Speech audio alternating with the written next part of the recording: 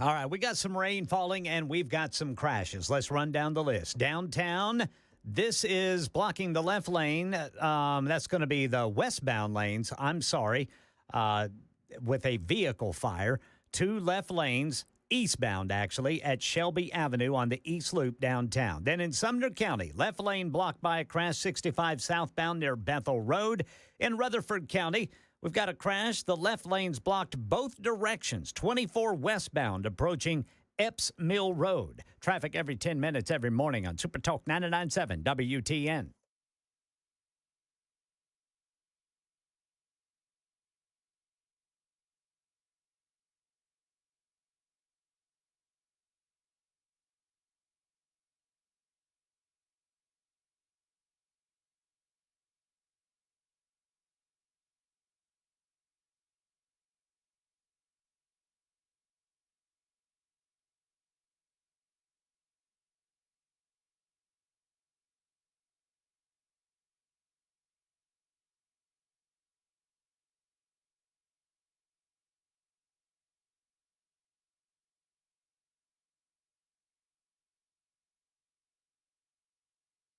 Hello, kids. Hello, friends. It is the Matt Murphy Radio Show underway for another day. I'm all discombobulated. Stand by.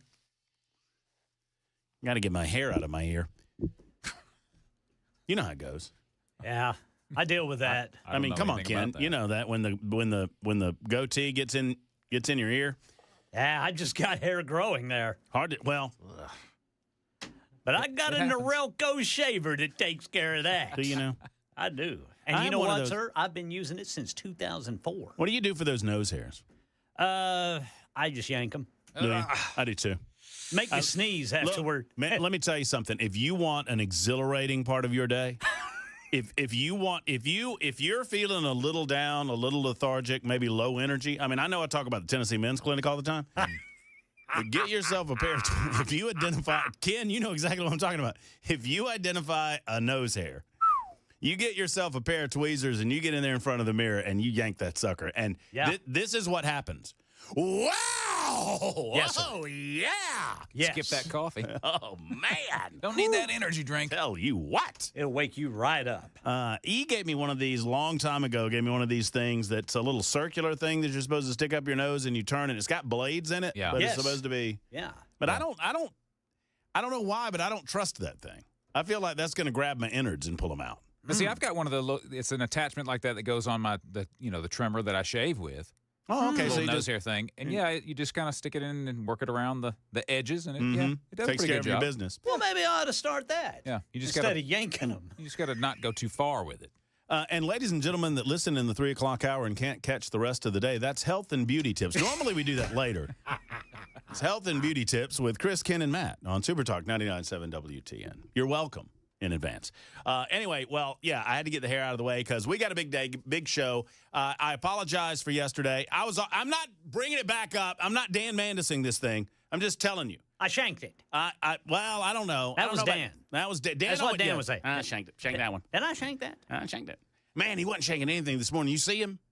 Y'all see Dan this morning? Looks like Snake Mandis. Was that Escape from New York? Yes. He's escaping from New York, man. He's got the bald head, he's got the scruffy beard, and he's got the eye patch going. Yes, sir. He got the cataracts done. Now, I will say, and I'm right there with you, Ken, Snake Mandis. Yes, sir. I mean, we're not going to do all the Pirates of the Caribbean jokes that we get. We're not going to do the ARG stuff. But Snake Mandis is good. It hurts him a little bit when he puts the glasses on top.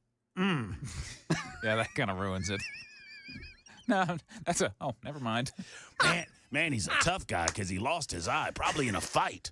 Maybe when he's wrestling a grizzly bear. But he's got to see, and he's got a little stigmatism in the other eye. So the name's Snake Mandis. You wouldn't hit a man with glasses, would you? Oh, I love Dan so much. I do so too, good. man. He's so good. And, yeah, it was good to see him. Good to see that the eye surgery went well. If you missed it this morning, you can catch it on the repeated podcast on Super Talk TV. So we got lots, as you might expect, to get into, especially considering what happened last evening. A PAT-25 hit an American Airlines commuter jet. And when you say commuter jet, that's a little bit it's a little bit confusing, I guess is the word. in as much as commuter jets are pretty big. I mean, the CRJ 700 seats, I think, a maximum passenger seating of 70 or just over. In this case, there were 60 individuals on board and 4 crew members, 64 souls on board lost their lives, 3 individuals in the helicopter. It is the deadliest in-flight collision in the United States of America in over 23 years. It is one of only, I believe, 3. If my memory serves me, I was reading this last night late into the evening. I could not go to sleep watching some of the coverage, hoping beyond hope that someone would have been pulled from the wreckage alive. Sadly, that is not the case. Everyone died in this event. But I believe that this is only the 3rd airline disaster since 9/11. And if you think about it, that's quite something. Imagine the number of flights that are in the air at any given moment. Imagine the miracle that air travel is. I mean, the idea that we are defying gravity through physics and that we are setting sail in some cases at well in excess of 500, maybe even 600 miles an hour. Understanding that none of this was around 120 years ago. Was it, fact check me on this, Chris Webber, 1904 was Kitty Hawk. The Wright brothers, Orville and Wilbur Wright. 1904, if I'm off by a year. 1903. I'm off by a year, Yeah. Like I said. 1903, there they are, and they go up, and it goes for like 10 seconds, and they're like, wow, that's pretty cool, and then they do it again and do it again, and then they eventually, I know that there were other people around the globe that were trying to master the art of flight, and we had hot air balloons and that type of thing even before then. 1903, 122 years ago. I understand that that's over a lifespan. I understand that that seems a long time, but it is a blink of an eye. And now we have hundreds, if not thousands, of flights on a daily basis over our airspace, over the world. Who knows how many flights? I have no idea. I have no idea how many flights are in the air at any given time, but it has to be in the thousands. And so rarely is it that we see something happen like this. And that's first and foremost. That was my first thought when I discovered that this is only the 3rd air disaster.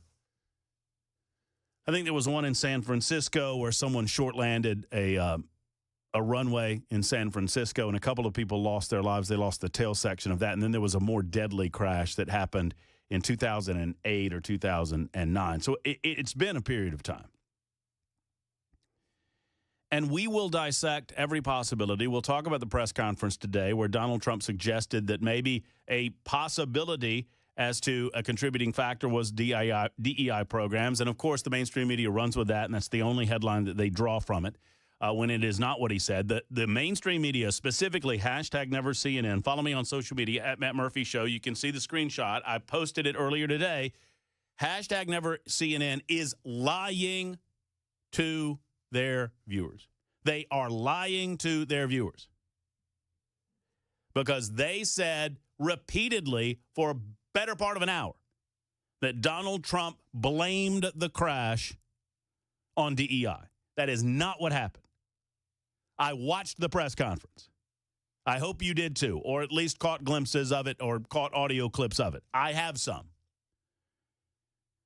That is not what happened. And you can criticize the guy for his policies, and you can legitimately, and I was talking with Chad about this, and you can legitimately criticize the guy for bringing it up at all. But here's what I would say to that. We have spent the last 4 years cloaked in government secrecy. And beyond that, outside of the Trump administration and some of their meager efforts to open some of this up, we have been told repeatedly, the American public has been told over and over and over again, that's not for you to know because we are the government. We get to know, and we'll let you know what you need to know when you need to know it. And if you don't think that all of that collectively, and I'm talking way back, Republicans and Democrats, from the Bush administration, Bill Clinton's administration, Barack Obama's administration, all of them. The government gets to know all of these things, and you are not privy to this information because you are just a peon. You do not need to know. And they hide behind phrases like government secret or compromising sources or, in this case, compromising the investigation. And that's what I heard. Oh, my goodness, Donald Trump's bringing this up and blaming DEI. He's going to compromise the... How the hell is he going to compromise? Everybody's dead. There's very little question as to what happened. There's a lot of questions as to why it happened. A helicopter hit a plane. And everybody died. And I don't have a single problem with more openness in government. And the government of the United States of America beginning to treat us like adults. Oh, but the sensitivity of the moment. Let's talk like adults. And if the government believes that something is so, as long as they make sure that we understand that we have drawn no conclusions, we are simply telling you where all of this is leading us and what we are exploring, I don't see anything wrong with that. I mean, why do you think that we can't find out what is the possible explanation for keeping the Epstein list hidden? You know what they say? It's top secret because there's classified information involved in that list, and we don't want to compromise sources and methods. For far too long, we have overclassified things. For far too long, we have shielded the American public from getting the information that they need to know to make sure that the government is serving their interests. And I understand you got to classify some stuff. Don't come at me with the military stuff and foreign aid. I understand you have to classify stuff. We overclassify so much, and we hide behind the investigation is ongoing to the point that we can't have open dialogue about what may or may not be going on. And now you have a president, and look, does he go too far sometimes? Sure, he goes too far sometimes. Could you argue that he went too far this morning? Sure, I'm open to that argument. I'm open to that position. But it is not a delegitimate thing that the president of the United States stands before the American people and says, you know what, we might be concerned that we've pushed this DEI thing to the point where we have inadequate air traffic controllers. We don't know that that's the case. We're just concerned about that. What's wrong with that? Now, I mean, once again, not the time for it. Wait, whatever. I get that too. But I think it is a refreshing frame of mind that we err on the side of disclosure, that we err on the side of being grown-ups and talking about these things as grown-ups, that we err on the side of you're a part of this too, American people. We don't go in back rooms with military brass and with the aviation officials and with the president and with all of the muckety-mucks and shut the door behind you, a la, the end of The Godfather, where we kiss you on the cheek and we'll let you know what we decide. You don't really have anything to do with this. You're just the American people. No. Let's have these discussions in real time in the open. Now, I didn't mean to get off on all of that before I talked about this, because I think this is the most important thing. And this is where people are coming from when they get a little frustrated with Donald Trump. And this is an illustration of how I fully understand that, okay? I fully get that. Because I want you to do me a favor. Because I did this morning, and it busted me up. And I know that as I get older, perhaps I get a little more overly sentimental and maudlin about certain aspects of life. And maybe that's just a byproduct of getting older. I don't know. But I want you to do me a favor, if you're able. I want you to, obviously not in your automobiles, let's not be silly, or Democrats, but I repeat myself. want you to close your eyes for a minute. If you're at your place of business, at your home, or are able, I want you to close your eyes for a minute. And I want you to imagine that you get a text. It's about 8 o'clock at night. And you knew this text was coming, and you're annoyed by it. You're frustrated. Because you know what that text indicates? That you've got to get up, and you've got to get your shoes on, and you got to get your coat because it's cold outside. And you got to grab your car keys, and you got to get your butt in the car, and you got to drive behind over tea kettle out into the middle of nowhere to get in the airport line to go and pick up your brother or your sister or your aunt or your uncle or your wife or your husband or your son or your daughter.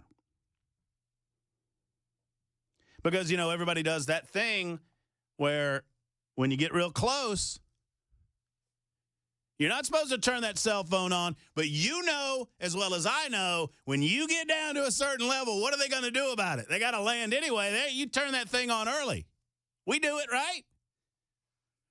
And you're excited. You're either coming home from something or you're going somewhere, and you got to tell the people that need to know what is up. And so you do. Hey, Weber, get your butt up and come get me. Hey, Murphy, I'm in town and it's time to party. And you get in your car, and as much of a pain in the butt as it might be, you're excited. Because something important's happening.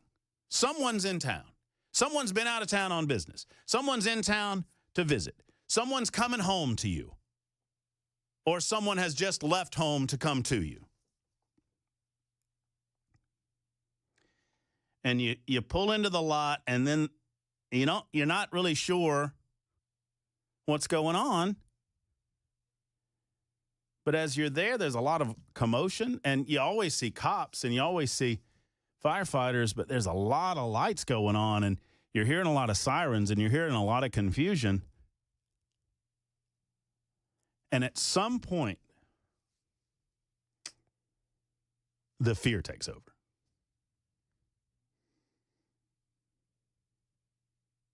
And then you don't get to see that person ever again. Because they are dead. We talk about a lot of things on this radio show, and rightly so. And we dig into the weeds, as does Chad, as does Chris, as does Dan, as do you in real life. And we argue and bicker about the small stuff. And sometimes I think we forget about the big stuff. Cherish every day you have. Cherish the people you love. Bang on the people you hate. That's cool too. But hug your loved ones, because it might be the last time. This is the Matt Murphy Show.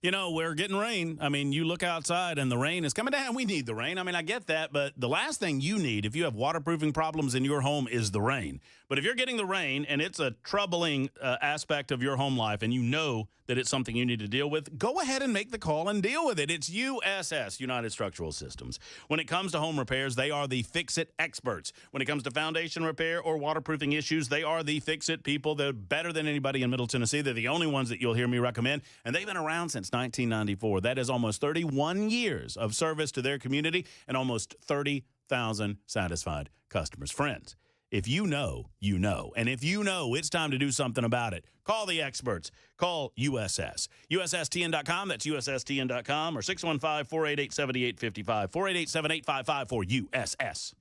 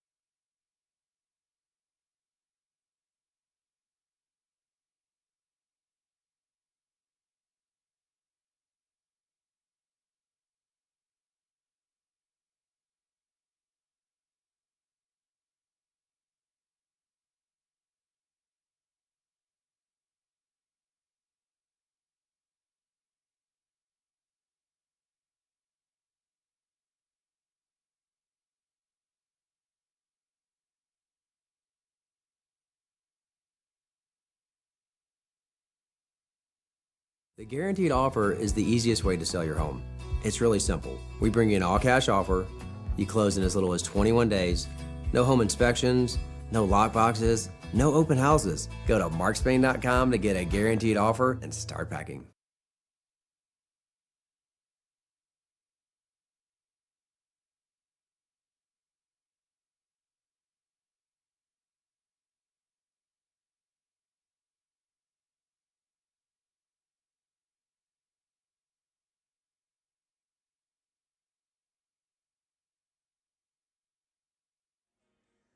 Two-alarm fire in West Nashville. The illegal immigration bill headed to Governor Lee's desk. D.C. plane crash update and a group of Tennessee politicians and celebrities making a pitch for a WNBA team in Music City.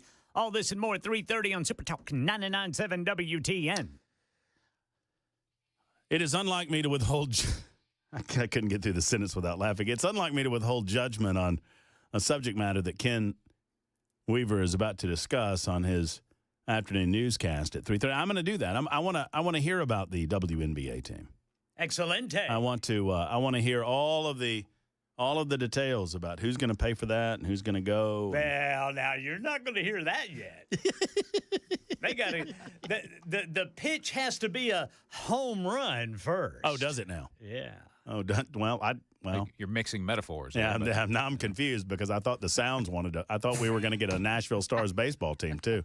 Can we get that? Can we get a professional baseball team before we start worrying about sports that nobody goes to? I mean, no offense. Look, I heard Benson. I heard him. You heard him too. I mean, that's cool, Chad. I love you. I mean, Chad was just raking the WNBA, and look, more power to you. I'm not here to make a matter of taste, a matter of fact. I'm here to tell you that nobody goes to the games, and I don't know. Maybe we'll change that or what. I don't know. Well, now the internet says. What does the internet say, Ken Weaver? I'll tell you in the newscast. All right, Ken Weaver's going to tell us in the newscast. So I'm getting 70-24 says, could you use more syllables to say nothing? Dude, could you beat that dead horse when you already have? I don't really know what you're talking about. If you could be more specific, if you could use the language skills that God gave you to type it on out there, 70-24, I'd be happy to talk to you about whatever subject matter is of your choosing. In the meantime, we're going to talk about the aftermath of the plane crash, what we know, what we don't know, and why I'm not bothered by Trump's press conference. We'll do that in a moment. It's 3:30 on Super Talk 99.7 WTN.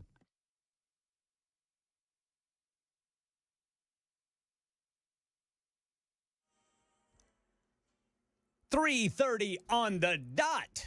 I'm Ken Weaver with your top stories. Got the full forecast and traffic in 5 minutes. And right now in West Nashville, Channel 4's Dryden Quigley's on the scene of that massive apartment fire. This fire is still going, as you can see behind me, but it's in much better shape than it was earlier. Luckily, we've learned that everyone's made it out okay. The only thing is one man is still looking for his cat, which is unaccounted for. Yeah, it's a 4500 Post Road, Hillwood Apartments, where this fire is. Right now in Tennessee, the immigration bill of the special session of the General Assembly is headed to Governor Lee's desk. This sets up an illegal immigration division within the State Department of Safety, requires non-citizens get a driver's license different from citizens in order to maintain voter integrity, and makes it a felony for any elected official in Tennessee to vote to create a sanctuary city. The House has passed the school vouchers bill. Now it's in the Senate. If it passes the Senate, we understand it goes to the governor's desk. D.C. plane crash update. The Associated Press says it has obtained a report by the FAA that staffing at the control tower was, quote, not normal at the time an Army Black Hawk helicopter collided with an American Airlines regional jet in a ball of fire, killing the 3 Army crew members and all 64 people on the jet. Meanwhile, at her first briefing since the crash, NTSB Chair Jennifer Homendy vowed the safety board will follow the facts, study the equipment, and review the actions of the pilots and air traffic controllers to determine a cause. We will look at all the humans. Defense Secretary Pete Hegseth says the Black Hawk helicopter was on a routine annual nighttime retraining mission, but Hegseth says the experienced crew appears to have made a mistake, flying at an elevation that had it on a collision course with the jet. Crews have not yet recovered the black box data recorders. Also in Tennessee, a group of celebrities, athletes, and politicians making a pitch today for a women's professional basketball team in Nashville. Fox 17 says former Governor Bill Haslam Two-time Super Bowl champion Peyton Manning, country music stars Tim McGraw and Faith Hill, and former University of Tennessee star Candace Parker among partners making the bid today for that expansion team of the WNBA. Games will start in 2028 at Bridgestone Arena if it happens. The team will be called the Tennessee Summit in honor of legendary UT coach Pat Summitt, who coached the Lady Vols for 38 years and won 8 NCAA championships. And as Brother Murphy and Brother Chris and I were discussing, as far as WNBA attendance, it apparently averaged 9,807 fans per game, the highest average attendance in 22 years. That was for 2024. That's the latest news. Traffic and weather next. I'm Ken Weaver, WTN News.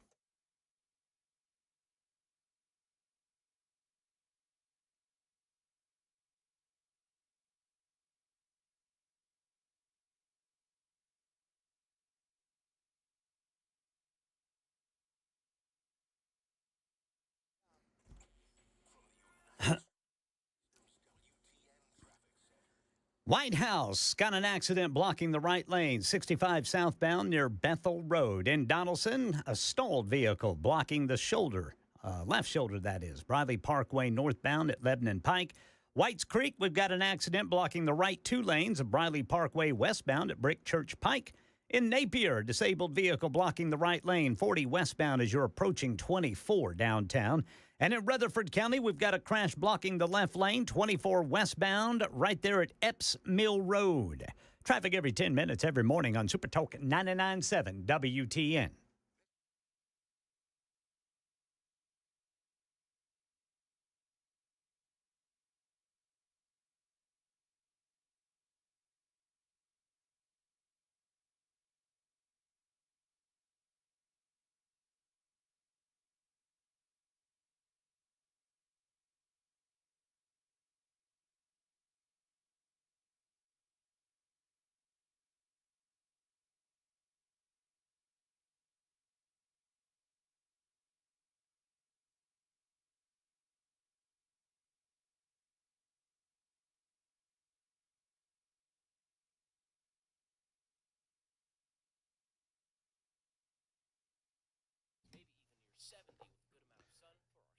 One of the things I love about Grace Point Health, I love a lot of things about Grace Point Healthcare and love telling you about them. They are a direct pay preferred provider, and I believe in them. Their primary care is second to none, and they don't allow anyone or anything to get between you and your doctor and your relationship between you and your doctor.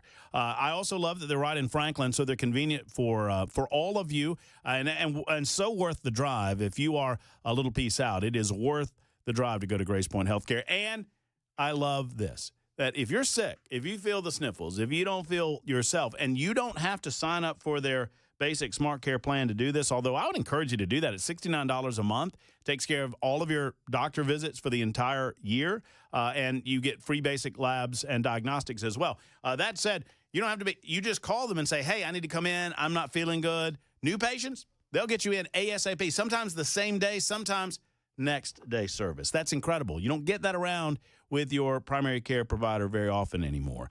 Grace Point Healthcare does it. They like to say they're modern medicine the old-fashioned way. I want you to have this number handy in case you get sick, or maybe you are sick and you want a new healthcare experience. That number is 599-6868 or 599-6868. Grace Point Healthcare, modern medicine delivered the old-fashioned way.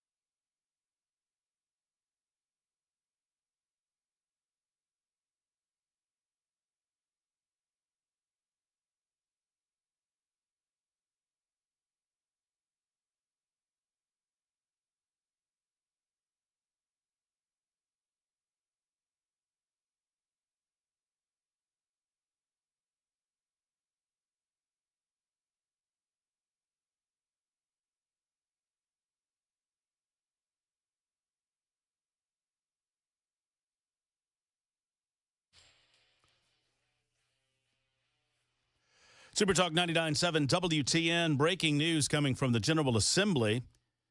And if Ken Weaver missed this, I apologize. I thought I was listening with rapt attention. What is that, to the Brother bottom of Murphy? the hour news.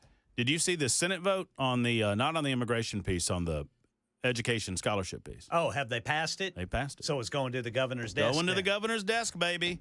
Just passed it. I just received a screenshot of the Senate vote, and I will pull that up. 20 yeas, 13 nays in the Tennessee General Assembly Senate. That follows a vote by the House of Representatives where there were 76 yeas. I think that's right. 75 or 76, and 20-something nays. You see who voted for this thing? Justin Pearson. One of the Bullhorn Trio, one of the three amigos that were down there causing a ruckus a couple of years ago, the guy out of Memphis. Voted for the vouchers bill? He voted in favor of the vouchers bill. Did he make a mistake? Well, that's what everybody thinks. I mean, I don't think Pearson has said, but I mean, I got the screenshot. He is a yay on the big board. He is a yes. He has been registered as a yes, and I don't know what the process is, Ken. Well, thinking back, we haven't really heard much from him. No, Jones on you've heard. the vouchers Yeah, bill. well, I mean, you're right. You're right. I mean, I don't know. No, I mean, but he voted. I mean, I'm looking at it right here. Our boy Jody Barrett's a big no. Todd Warner, Republican, big no. Look at that Democrat right there. Justin Pearson, yes. So I don't know. I mean, Interesting. Maybe let's see. Let me go over here let me go to the Twitter machine. Yeah, the X machine. Yeah, the X machine. Pardon me. Yeah, let's go to the X machine and see. There's Justin Pearson. There he is. Looking good, Justin. Tennessee Representative, District 86. I think Justin's going to run against Steve Cohen. Don't you guys? Cohen's the congressman over there in Memphis. He'll probably beat him, and he'll whoop him. Whoop him. I mean, I think Cohen's ripe for a whooping. And I think Justin Pearson, of the three of those characters, in my opinion, I know you're doing the news over there, I Ken. just do the news, Brother Murphy. You don't have to opine on this. But of these three characters, Johnson, Jones, and Pearson, the least performative to me is Pearson. He's the one that, I would suggest to you that he just has his mind wrong on a lot of these issues. He just thinks differently. He's a socialist, whatever, but least performative. Anyway, let's see. Oh no, I guess he's not on the X machine anymore, Ken. It doesn't seem. Pearson? Yeah, his last post was in November. Maybe he's got a new handle. Well, maybe. Maybe he does. Maybe he went over to. Maybe he joined all the other libbies and went over to Blue Sky. Dude, we got to check. I guess we got to check Blue Sky. I'm going. I started me an account on Blue Sky just to check out what the liberals were doing. I did too. They're mad. I forgot all about it. They're mad over there. They're very upset. But they can't get too upset, because if they get too upset, people get upset with them. And on Blue Sky, you get upset with anybody, they'll boot your ass right off that platform. They'll take you right off. You've just gone. Like free speech? Not around here. Well, they were pressuring me to follow more people. They said that I had a quota of people I have to follow. I dealt with that too. And I couldn't find anybody to follow. Yeah, they want you to follow, so we know the algorithm, what to pump out to you or something or another. I just followed the most. I'll tell you who I'm following. I'm going to try to find Justin Pearson. Hold on. All right, yeah, I'm doing that too. I think no, that's not. Oh, here he is, Representative Justin Pearson. Really? Oh, I'm going to follow him over on the Blue Sky. There he is. The Blue Sky. He's got 462 folks following him. Boy, he's beating me. 'Cause I ain't got anybody following me. Oh yeah, he's apparently, because he reposted something a day ago. Okay, there it is. Yeah. About something about Donald Trump. So apparently, old Mr. Pearson, Representative Pearson, decided that the X machine was too much. Well, I'll follow him. Just for news purposes. That's right. Let's see. Who am I following? I want to see. Yeah, I got to look at mine too. Well, how do I do that? Oh, there it is. I'm following 5 people. Who are you following? And they're not even people. Are you following me, Ken? No, I'm going to start following you. Matt Murphy Show. That's my handle over there. I'm following Pearson. Give me an old follow there. I'm following the All Recipes bot. Fox News, CNN, and I'm following Blue Sky. All recipes. Let's see I've got 20 followers, boys. and I don't know any of them. I got 55. How the hell did I get 55 followers? Eh, you're popular, dude. Well, I've posted 3 things. My first post was, hello, my name is Matt. Happy to find a place of peace and love and community. That's what I posted. Hi, I'm Ken. I like to cook and eat You should have gone with, want to wrestle? and wrestle. Yeah, wrestle. So my 3 posts that I posted on Blue Sky are, hello, my name is Matt. I'm happy to find a place of peace and love and community. My second post, which happened a month after my first one, I guess I went over there probably drinking some brown water. I said, this show is pretty boring. What show? We The, don't- the Blue Sky. The Blue Sky Oh, Show. The whole Blue Sky show. Okay, There's gotcha. no fighting. There's no angry people. There's no people calling other people nasty names. nobody wants to deal with that. And then I had pinned. I got the meme of the little deer with the big ears eating popcorn. Yeah. I pinned that up on the top there. Says I'm just here for the show. Oh, I guess that's what I was doing. I said I'm just here for the show, and then I went back a month later and looked around. And I said this show's pretty boring. That's what my wife calls football. She calls them shows. No, yeah. This show's not very good. How's your show going? You know, she's actually starting to get into it. Oh man, I mean, that's danger, isn't it? it's going to be heaven in the Weaver household. Well, as long as she doesn't watch the Sooners. I was about to ask, is she going to be a Sooners fan? Well, she did a lot of laughing on those games. Yeah, Because I was crying. entertaining. Yeah. Entertaining for her. I can understand that. Here's my rundown of people I follow. I follow Justin Pierce because I'm only following liberals because I'm all normal people are over on the X Machine. So let's see. Justin Pearson, Jake Tapper, Keith Oberman. Man, he's a nut. Yes. Oh, my goodness. Phil Williams. We're going to talk more about Phil here in just a minute. Phil. Yeah, good old Phil. If y'all are happy to have Phil, a break from Phil Williams of News Channel 5 on social media, y'all can thank me because I shut his ass up last night. More on that coming up.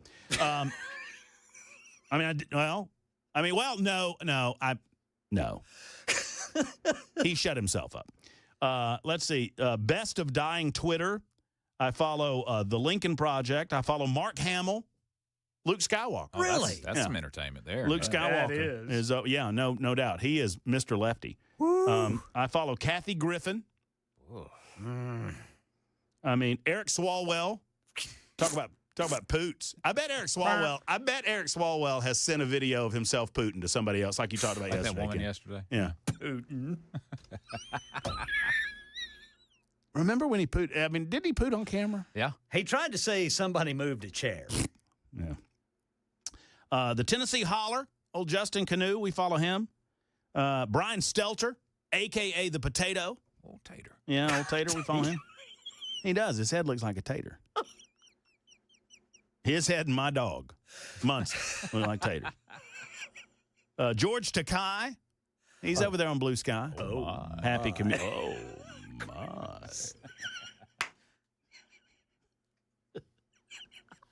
You know, as George Takai probably wouldn't like me very much, but I like him.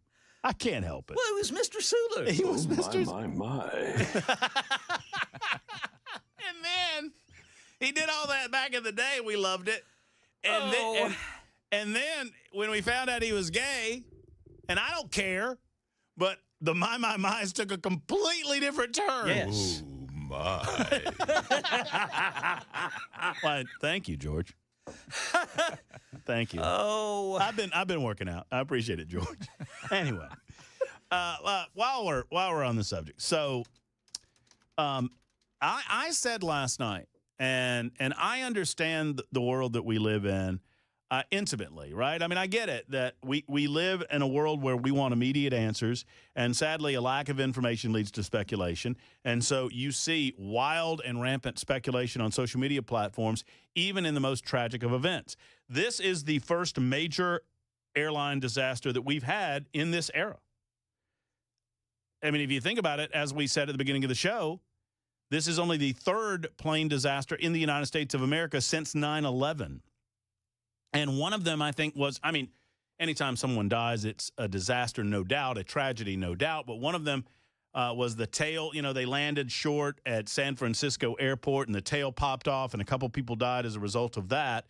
Just a different scenario than this type of scenario. So this is the first time that we've seen this type of disaster. Now, we saw that cargo ship hit the bridge in Baltimore, and that was a transportation-based disaster. And there was a lot of rampant speculation about what happened there, and I still don't know that we've had all the answers, frankly.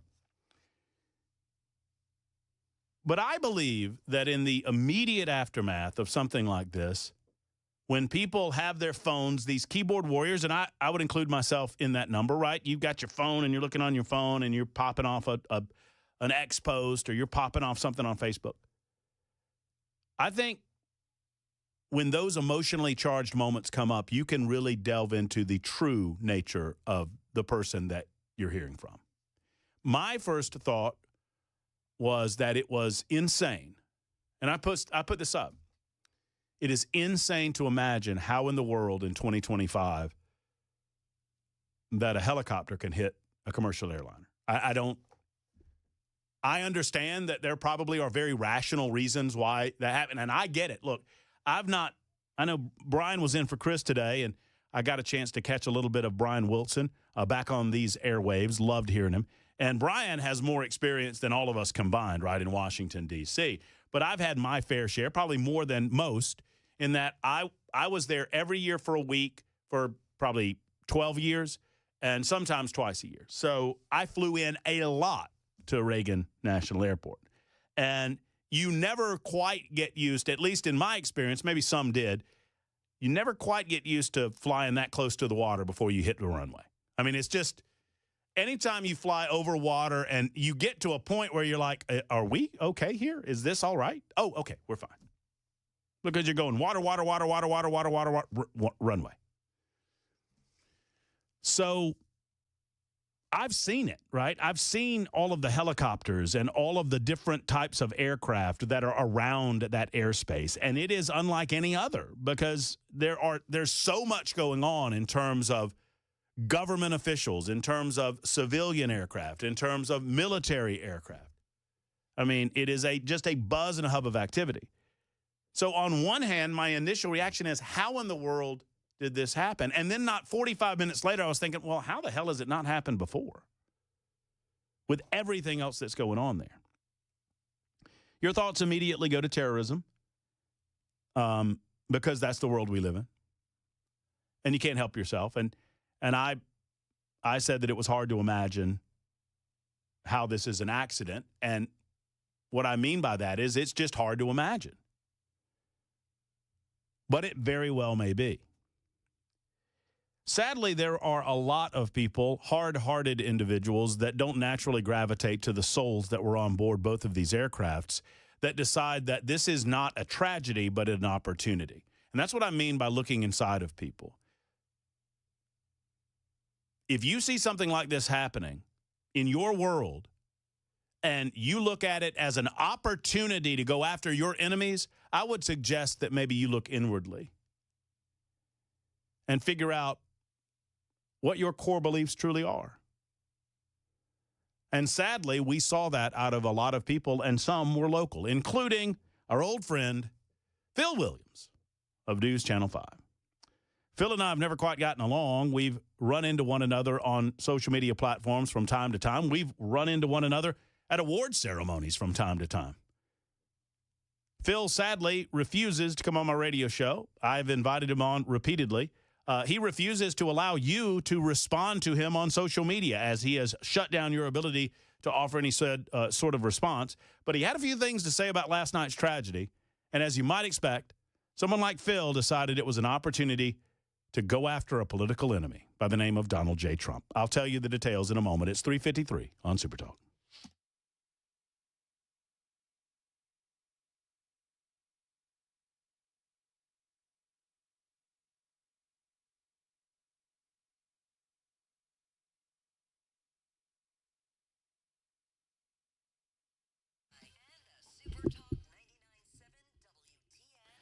I'm so excited. I was so excited I grabbed the microphone prematurely. My apologies. I'm excited because of this big news, and I've been telling you about it, and I've been seeing this happen for some time in Mount Juliet. It's Eurofix, and it's their 5th location. For many of you that have lived here for a long time, you know Eurofix has been growing for some time. They've been in Middle Tennessee since, Well, 26 years, you do the math on that. For all of your European car needs and car repair needs, they are here and they've been growing by leaps and bounds because they do the work the right way. Well, they now have a 5th location in Mount Juliet, right across the street from the Dairy Queen. I mean, that's a win-win, in my opinion. You've got a quality company that can repair your European car needs at Eurofix, and you can go and get you a dip cone. Franklin, 100 Oaks, Murfreesboro, Belmead, and I don't know if any of those locations have a Dairy Queen, but the Mount Juliet one does. Right there in our own backyard. And it's pretty cool, speaking of backyards, watching somebody like Aaron Stokes grow from a business in his backyard to a company with 5 separate locations where they repair thousands of cars every month. They do it the right way. That's the bottom line. Go to myeurofix.com. That's myeurofix.com, or call Aaron and his team at 844-EUROFIX. That's 844-EUROFIX.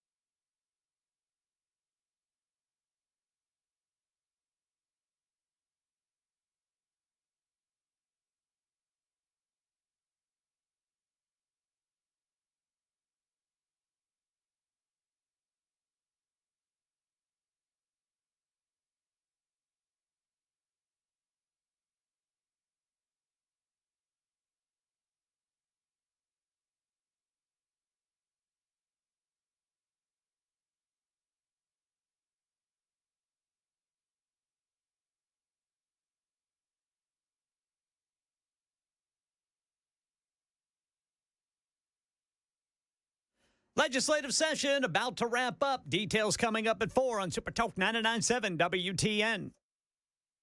It is Super Talk 99.7 WTN. So we got votes in. A lot of conversation over the last couple of weeks. Really, I mean, truth be told, last couple of years on the issue of an ability for parents to gain scholarships for the purpose of getting their kids into a private educational opportunity. Well, it's coming. Now it's time to put up or shut up. The Senate voted 20-13. The House voted 70-something or another to 20-something or another. I think 75-24 or 76-23. One way or the other, Justin Pearson voted for it. Representative out of Memphis. He's not said why yet. One can assume that, maybe he wanted to vote for it. One way or the other, it has passed. It's going to the governor's desk. Scott Zabicki will be along at some point to speak on that momentarily. We'll also talk about this plane crash and more of the reaction coming up next.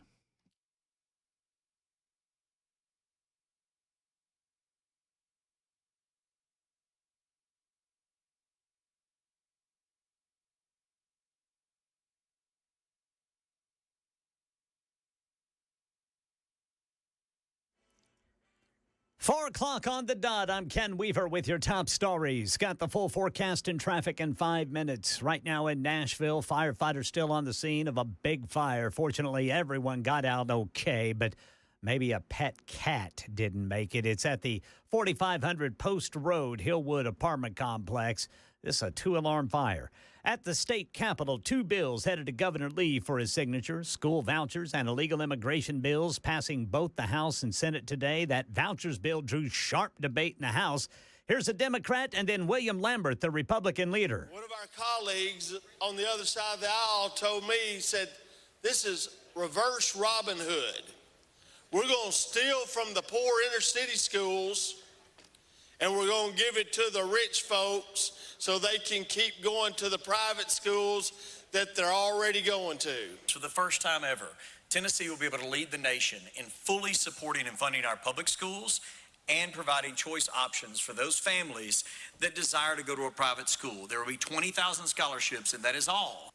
And the immigration bill sets up an illegal immigration division within the State Department of Safety.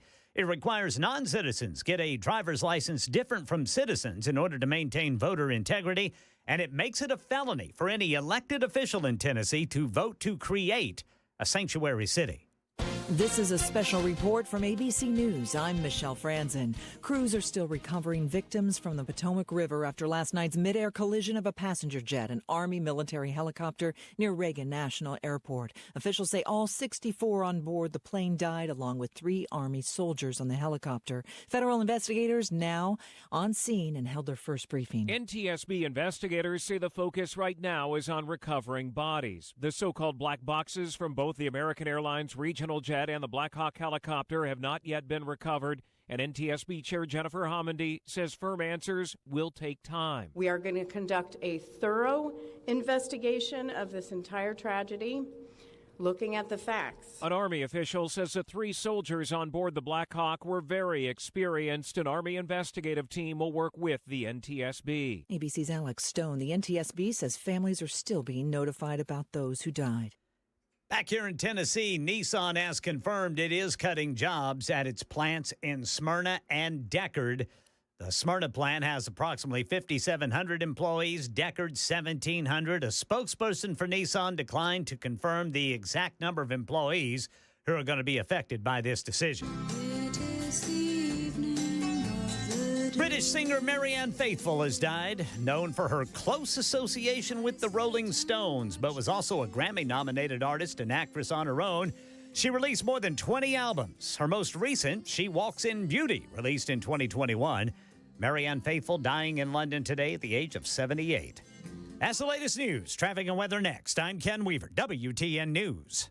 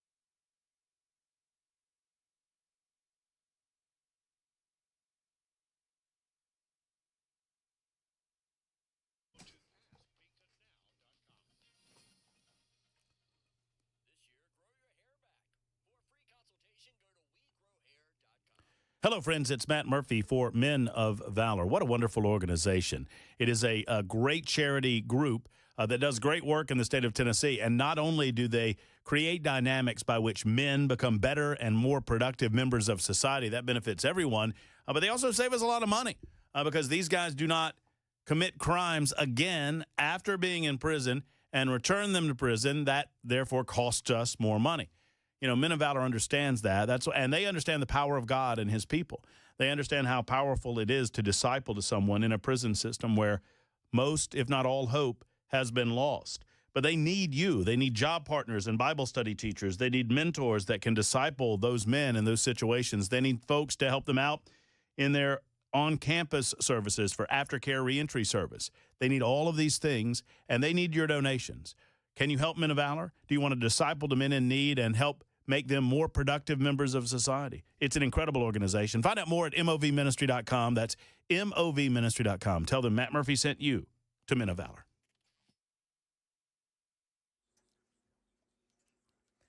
White House in Sumner County. We've got the right shoulder blocked by a crash, 65 southbound near Bethel Road. North Nashville, right lane blocked by a crash, Briley Parkway eastbound before Dickerson Pike.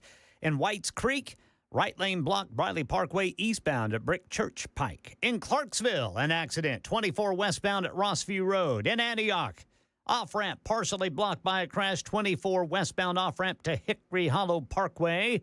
In Belmont, a crash, 440 eastbound just after Hillsborough Pike and 21st Avenue exit. Spring Hill, we got a crash, 65 southbound at 840. And in South Nashville, right lane blocked due to flooding. This is going to be 24 westbound at Murfreesboro Road, actually Murfreesboro Pike. Traffic every 10 minutes every morning on Super Talk 99.7 WTN. The guaranteed offer is the easiest way to sell your home. It's really simple. We bring you an all-cash offer. You close in as little as 21 days. No home inspections, no lock boxes, no open houses. Go to markspain.com to get a guaranteed offer and start packing.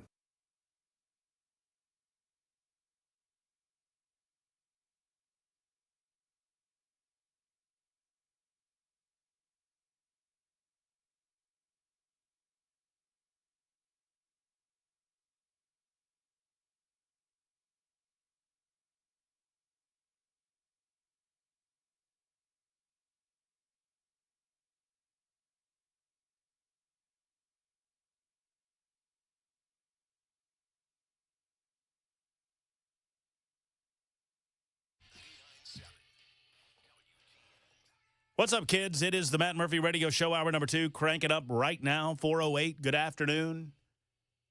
You know, it is a beautiful day in the Music City if you like rain and dreariness and slippery conditions. If you like that, this day's for you. If not, well, not so much. It's rainy outside. I guess we need it. Are we still in drought? Oh, we're always in drought. We're always. That's well spoken. It's true. Yeah, I mean, it's true. You know, it's funny to me. Don't you need over? I mean, what the median? If the median's the median, right? Yeah. All right. Let's get back to your old algebra days, Murphy. What's the difference between the mean and the median? See, I know this, but it would take me like an hour to figure it all out in my head. I know it too. But I know I don't actually because I can't. I mean. I know it, but I just can't tell you what it is right now. But the median is the median. That's the average. The median is the average. Is that right? The median is the middle point of a number set. Yeah. Okay. Yeah. The mean is the sum of all the numbers in the set divided by the amount of numbers in that set. Well, that's the average. That would be the average. Yeah, that would be an average. Yeah. Huh. Well, then what's the difference between that and the median? All right, so it says the median is the middle point of a number set in which half the numbers are above the median and half are below. Okay. So in other words, if you had 10 it doesn't matter, or 11, then you would have 5 above and 5 below. I got it. So, yeah. 6 would be the median. I got it. So if I have 20 different sets of numbers that represent temperature, it doesn't matter if half of them are 187 degrees. We're going in the middle point. Like, let's say half of them are 50 and half of, I get it. But, yeah, that makes sense. Did I just make sense to you? No? No, not at Okay. all. But It makes sense to me. all right, that's all that matters. And the mean is the mean would be the average. The average, yes. So back to the weather. So in order for us to get average rainfall, we have to be above average at some point. And you never hear about when we're above average. That's all. That's the only thing I was saying. And I'm sorry that we did math. I was told that there would be none. There will be a lot of opportunity for you to watch or listen to the show. Any point that you want to go over to Supertalk TV, we welcome you there. More on that in a moment. It is a Thursday edition of the show, final day. I failed to do this in the first hour, so I'm going to do it in the second hour. If you don't listen in the first hour, then we do this at the beginning of the show every day. It is Locks for Trump Day 334. For 334 days, I've been growing out my hair in advance of Donald J. Trump being the next president of the United States of America. He's now president, and I'm still growing it out for some reason. I haven't figured out what to do with it. It is episode 739 of our sit-downs together today, and you can find us on a variety of platforms like 99.7 FM from Alabama to Kentucky and all points in between. You can also find us on a variety of social media platforms, specifically Talk TV. Like and subscribe, YouTube, Facebook, Twitter, Twitch. Thank you to U.S. Pest for bringing you Talk TV on a daily basis and an hourly basis. U.S. Pest, J.K., Erica, and the rest of the team over there, great people. And they bring you the Matt Murphy Radio Show every afternoon. Like and subscribe. Just give us the old thumbs up, would you? Like and subscribe if you like what you see, or even if you don't like what you see. And I wouldn't blame you if you didn't. Speaking of what you see, you can see that I am not wearing my own shirt. And we know that I'm not wearing my own. Well, I guess it's my shirt in the sense that I bought it, but it does not have my name on it. And a lot of you on social media are having a good time with this. Look, someone said Murphy didn't have time to change after his shift at Jiffy Lube. Well, you know. I mean, look, you got to make a living, right? I mean, that's right. I mean, come on. Old Virgil had to make a living. Yes, sir. Virgil Reeves, whose shirt this used to be, I assume. I assume that this was Virgil's shirt. Yeah. Virgil worked at Monsanto, and I'm hearing a lot about Monsanto right now. So I'm also hearing about this on social media. Apparently, I bet someone over the summer $100. This is how this exchange went. You can find us on the super text line, 615-737-9986. Call us, or there you go, 615-737-9986. 2724 writes, Matt, you and I had a bet over the summer. Do you remember? It was for $100. I wrote back, did I win? Because whether or not I won is going to greatly impact how I respond next. Obviously. Mm-hmm. 2724 says, yes, you did. I said, in that case, I remember it well. Where's my $100? What did we bet on? Yes, and where's my $100? And apparently 2724 said that Joe was going to declare martial law to keep himself into office. And now 2724 wants to know what charity he should send the $100 to. All right, I have, you've got to pick how should I do this? One hand represents, one hand's a 1 and one hand's a 2. One hand represents Men of Valor. One hand represents the Charlie Daniels Journey Home Project. So you just say just say right or left, Mr. Weber. My right or your right? I'm going to go with my right or my left. Okay. Left. What did I say 2 was? 2 is Men of Valor. Or what? No, 2 was Charlie Daniels. Yeah. 2724, Charlie Daniels Journey Home Project. Go to charliedanielsjourneyhomeproject.org, and you can give your $100 there. And do it in your own name. Don't do it in my name. So there you go. All right, we've got big news coming out of the General Assembly, and we'll talk with Scott Sapicki for a moment about that. We will not belabor the point necessarily, but suffice it to say, those of you in favor of an opportunity for parents to have more choice in their child's schooling, it was a good day for you today as the General Assembly passed in the House and the Senate the scholarship bill known as the Education Freedom Act. It will go to the governor's desk, and it will no doubt be signed. They also passed, I believe they've gotten the immigration piece to the governor's desk. So are we just waiting on the, are we done? We're just waiting on the governor. Special session's done, Sapicki? All right. That's what I like. Why can't we do the General Assembly like this and be done in like, what, y'all, it's too much money? Too much money for y'all? You get a per diem? Is that what it is? We'll find out. I mean, I don't understand why we can't do everything like this and just be done in a week and a half. pass a budget and go home. Get to the hay or whatever it is you might be doing down there in Murray County. One way or the other, we'll get to that in a moment. All right, so real quick, I'm speaking of belaboring points. Phil Williams. I have long begged Phil to come on the show. Phil is not an even-handed player when it comes to his quote-unquote investigative reporting, and I've long said that. I don't begrudge him his bias. I just wish he would admit it. I'm biased, and I admit it. This is not objective talk radio. This is subjective talk radio. But here's the beauty. You get to respond to what I say. Anytime I say something that you feel like is out of bounds, you get an opportunity to speak truth. Your own, whatever it is, truth. I don't like that phrase, but you know what I'm saying? Well, Phil does not give you that same opportunity, obviously. And so he likes to pick and choose those that he will go after and those that he will not. To wit, Justin Jones is credibly accused of covering up a sexual assault, 2 sexual assaults at the Tennessee State Capitol before he became a representative. Justin Jones was credibly accused on social media platforms of covering up sexual assaults, telling the woman that wanted to report it to police that we don't want to divert attention away from our purpose here. This was during the BLM movement of 2020. This happened. I've got the receipts. And I've begged Phil Williams since I've been in Nashville to challenge Justin Jones. Oh, no. Instead, he had this 10-minute touchy-feely, kissy-face interview with him and didn't even bring it up. In the meantime, he's bringing up everything about every other legislature that happens to be a Republican known to man. But that's fine, Phil. You can be as biased as you want to be. Just admit it, you know? And so Phil Williams exposed, in my opinion, his true colors when he decided to take advantage of what is obviously a horrible tragedy last evening. And then he tried to cover it up by, it's like a dog poops in the yard and tries to put little leaves on it. Cover it up, still stinks. Still stinks, Phil. So Phil Williams wrote this and deleted it quickly afterwards. But, the internet, it saves everything, man. Internet's there forever. Phil Williams at Phil Investigates. I don't know why he changed his Twitter handle or X handle, but he did. President Trump offered, he's got a screenshot of the plane crash. It says, live, plane crash reported near Reagan Washington National Airport. And his comment, President Trump offered unprecedented buyouts to all federal employees at a time when studies show the FAA does not have enough air traffic controllers to keep us safe. More people will likely die.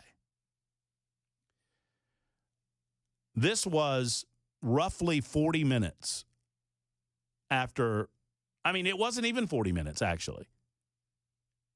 It was probably about 20 minutes into the reporting of this plane crash. We had no idea who was alive and who was dead. The bodies were still in the water. And instead of instinctually thinking about those souls that were on board, those human beings that lost their lives, the possibility of the first responders perhaps saving some of those folks, the peril that those first responders found themselves in, instead of doing any of that, or even questioning the nature of what happened and why it might happen, the first instinct of News Channel 5's Phil Williams was to blame Donald Trump.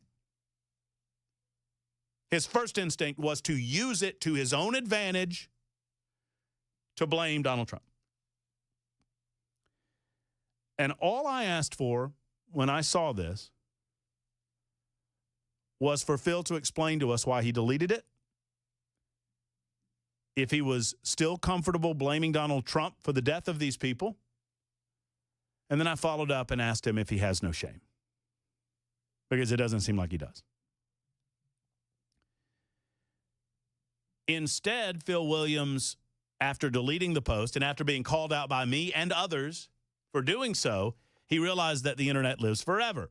And he said, deleted an earlier post because it unfortunately was interpreted as blaming tonight's tragedy on policies in Washington. I'm sorry. So you're blaming me for reading what you wrote? Isn't that interesting?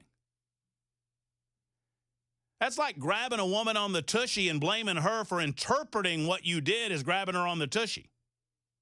You did what you did, Phil. I'm not interpreting anything. I'm reading it. And oh, by the way, one, Donald Trump's executive order specifically exempted roles like air traffic control. Secondarily, if you have to issue a come to work order for air traffic controllers to come to work, then I think that's probably a problem in and of itself, buddy. Number 3, in posting about the deletion, he said, deleted an earlier post because it unfortunately was interpreted as blaming tonight's tragedy on policies in Washington. That was certainly not my intent. And I reposted that and said, then would you mind? What was your intent then? What was your intent if it wasn't to blame Donald Trump? You said more lives will be lost. What was your intent? If that wasn't your intent, what was the intent of the post? That's all I want to know. As someone who has covered aviation safety for many, many years, Phil writes, I know that you cannot suddenly pull people out of an ATC system that is already stretched to a breaking point. No one, 0 air traffic control workers have been pulled off their post under Donald Trump. 0. So you're still lying in your deletion. You're still lying. And you either know you're lying or you're ignorant of something that you just said that you have a lot of experience in, and that is aviation safety. I do fear the consequences of political decisions made without careful deliberation about the impact on human lives, he said. And then in that, he tweets a partisan memo that was created by the minority member, the Democrat member of the House Committee on Transportation and Infrastructure that's entitled Trump's Dangerous Freeze of Air Traffic Control Hiring. Once again, that has nothing to do with what happened last night and had nothing to do with anyone reporting or not reporting to work before this incident.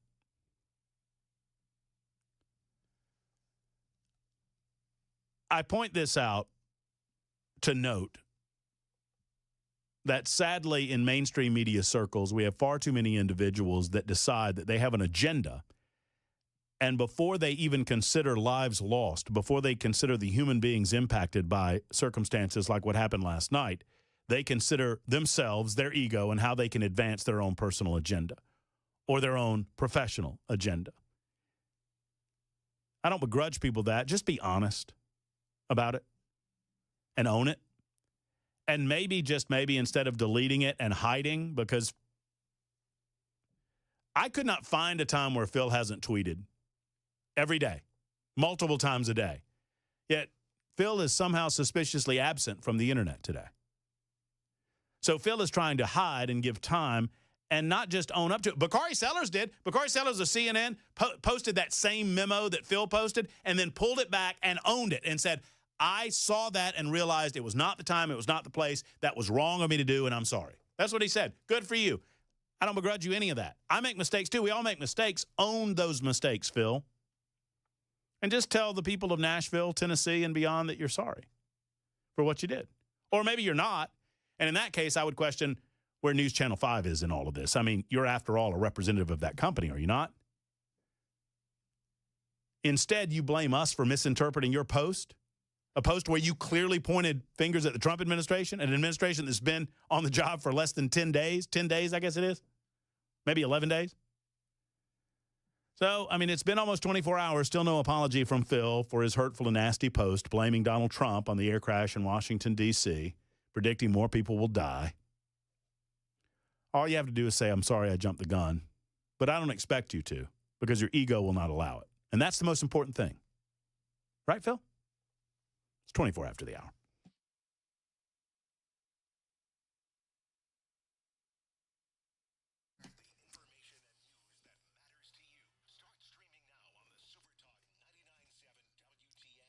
The Tennessee Men's Clinic has two, count them, two locations. One has been in Nashville since 2014. That's right, for almost 11 years now. They've been going strong, helping men get stronger and more energy and better at what you want to do. If you've lost a step or two, men, might it be your T levels? I would suggest that maybe you need to get them checked. I mean, you need to know some of your numbers, right? You need to know your blood pressure. You need to know your cholesterol numbers. You need to know those T levels too, because if they are down, Tennessee Men's Clinic can help get them back up to where they ought to be, a naturally occurring level that'll get you back in the ball game. Whether that ball game is at the gym, whether that ball game is doing outdoor work, or let's just be clear with it. Throw it down there where the goats can graze on it if that happens to be intimate relations with your loved ones.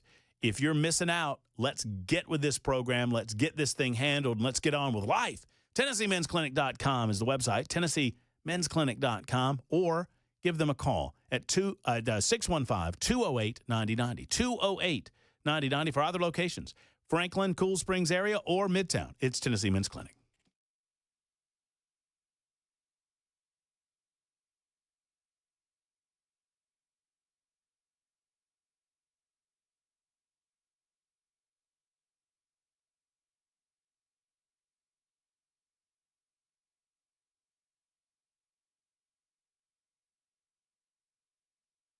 The guaranteed offer is the easiest way to sell your home. It's really simple. We bring you an all-cash offer. You close in as little as 21 days.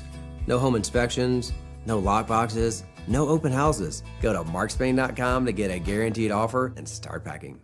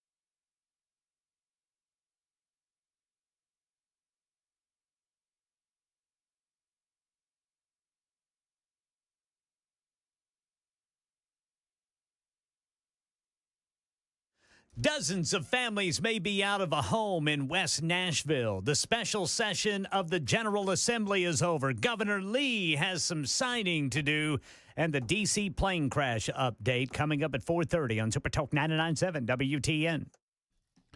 All right, thank you, Mr. Ken Weaver. Also, we will put the issue of the Education Freedom Act to bed to a certain degree. I mean, now the hard work begins, I suppose.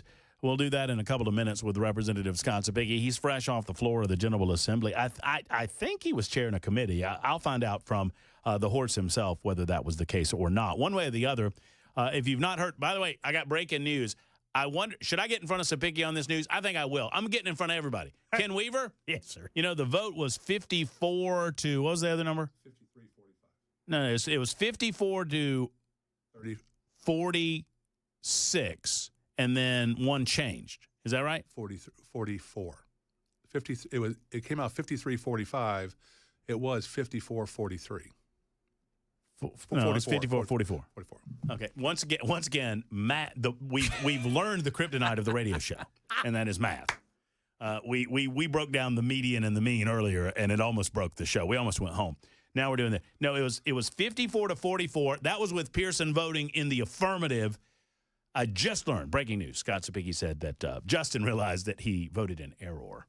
And he has requested that the record reflect his intent to vote no, which has, I guess, been reflected. So yes. 53-45. It means nothing except that Justin Pearson doesn't know how to vote on the floor of the House of Representatives, apparently. We'll get into that and more things, plus your telephone calls. Matt, I see you there with the education bill. We'll get to you. It is 4:30 right now on Super Talk 99.7 WTN. Time for Ken Weaver.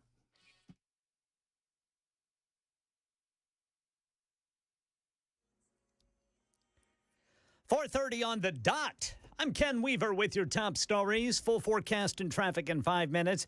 Right now in Nashville, 16 condos are heavily damaged in a fire. One woman telling Channel 4 she saw the flames outside her window, so she ran out grabbing only her purse. Quite frankly, it's really hard.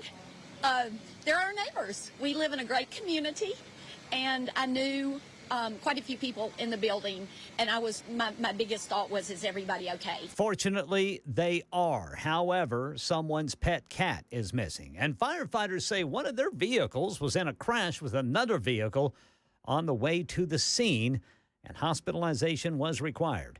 Right now in Tennessee, the special session of the General Assembly is over after House and Senate passed illegal immigration legislation and the school vouchers. Channel 4's Stacey Cameron on the vouchers bill. That passed very narrowly today, first in the House with a vote of 53-45. Republicans needed 50 to pass it. Then it passed in the Senate 20-17. They needed 17 to pass there. So again, 20-13. They needed 17 to pass it. So again, very narrow, but a win nonetheless for the governor. And there's late word that the ACLU now is preparing to sue to ask a judge to block that illegal immigration bill that passed. D.C. plane crash. Here's Alex Stone. Close to 50 members of the NTSB are now on scene, beginning to piece together why the American Airlines regional jet and Black Hawk helicopter hit in flight. The priority right now is recovering bodies still in the wreckage underwater. NTSB board member Todd Inman says they're looking for those so-called black boxes. We have not recovered any of the boxes involved yet. We feel comfortable and confident that we will be able to. NTSB leaders have briefed President Trump and told him firm answers will take time. That's the latest news, traffic, and weather next. I'm Ken Weaver, WTN News.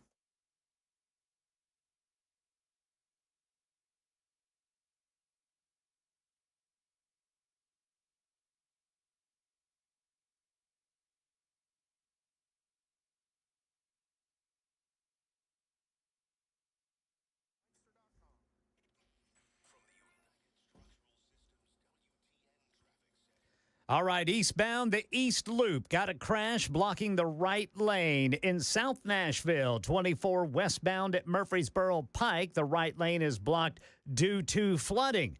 In Clarksville, Highway Patrol reporting a crash, 24 westbound at Rossview Road. Back here in Nashville, Belmont area, a crash, 440 eastbound after Hillsboro Pike. And another one, 65 northbound at Wedgwood.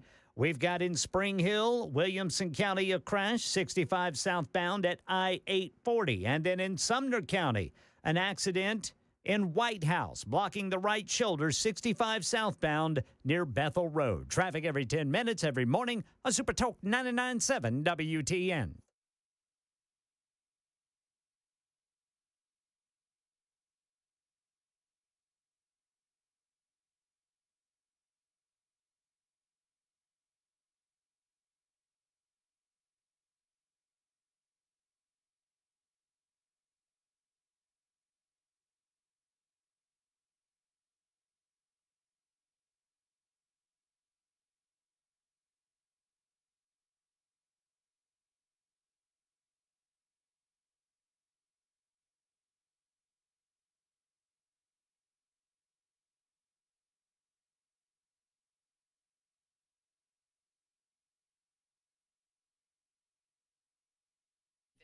You know, I was just going to recommend to our next guest, who will go unnamed right now, that maybe he wants to go over to We Grow Hair and the PAI medical folks. But then I'm looking around, and I don't know. I don't know if there's thinning or not. That's the point, though.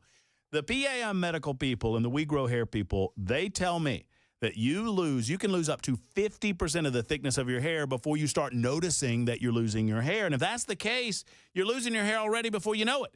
Well, if you need to find out, right? So you contact We Grow Hair. Go to WeGrowHair.com or call 615-376-6010 and schedule that appointment. I did. And look, I've got long, luxurious locks for Trump. But I went in and they said, Murphy, you might want to do the laser treatment. It's a 45-minute non-invasive treatment. And what it does is prevent you from hair loss, which is awesome because you can get in front of potential hair loss. Or if you've already lost some of your hair, the robotic FUE procedure, the multi-unit hair grafting procedure, all available to you. Go to WeGrowHair.com or call 376-6010 for We Grow Hair.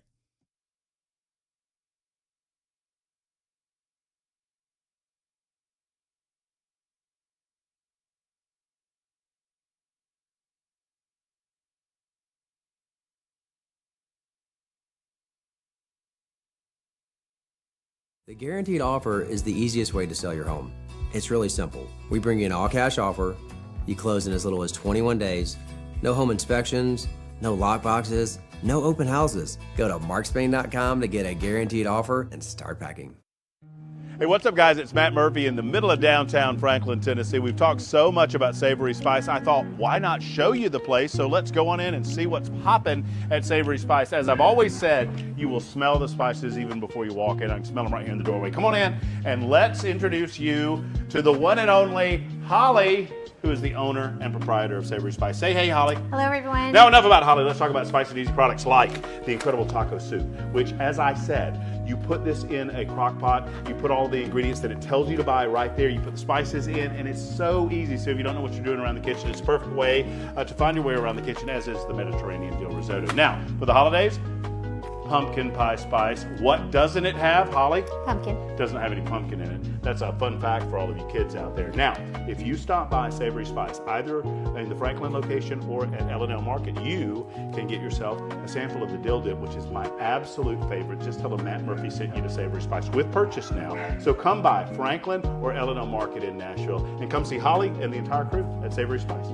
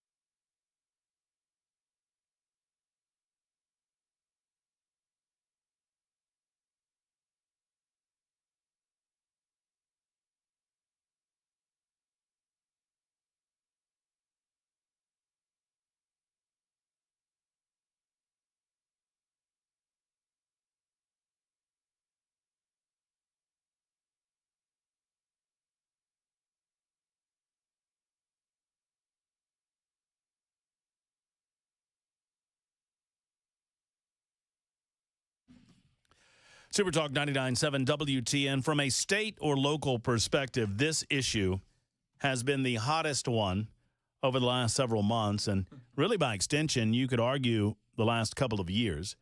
And now, to a certain degree, we are putting the baby to bed and we're getting to work on the matter.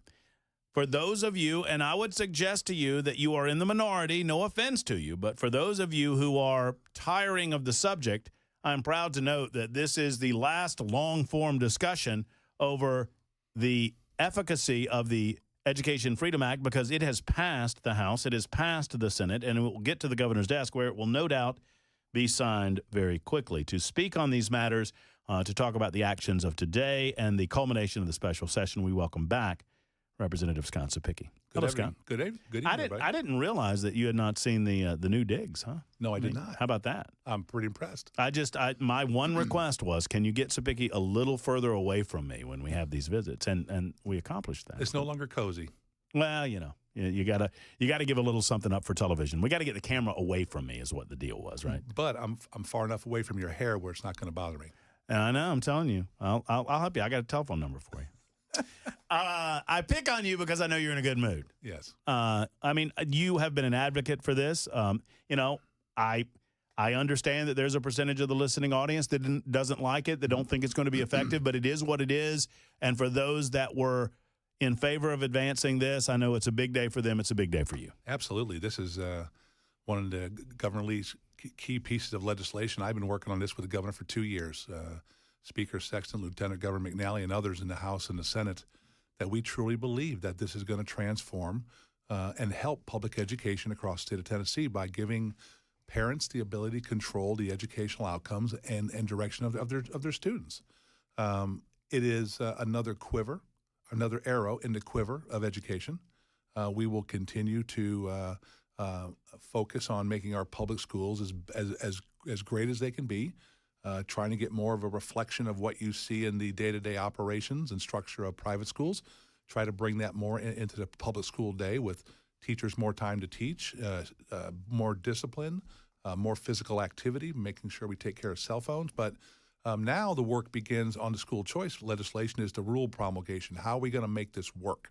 How are we going to get people the ability to apply for it? How are we going to make sure the money starts flowing? And then you saw what President Trump did yesterday. He tweeted about grants for the states for school choice, which now we got to see how that's going to factor in to help reduce the cost to parents and reduce the cost to the state when it comes into these scholarships.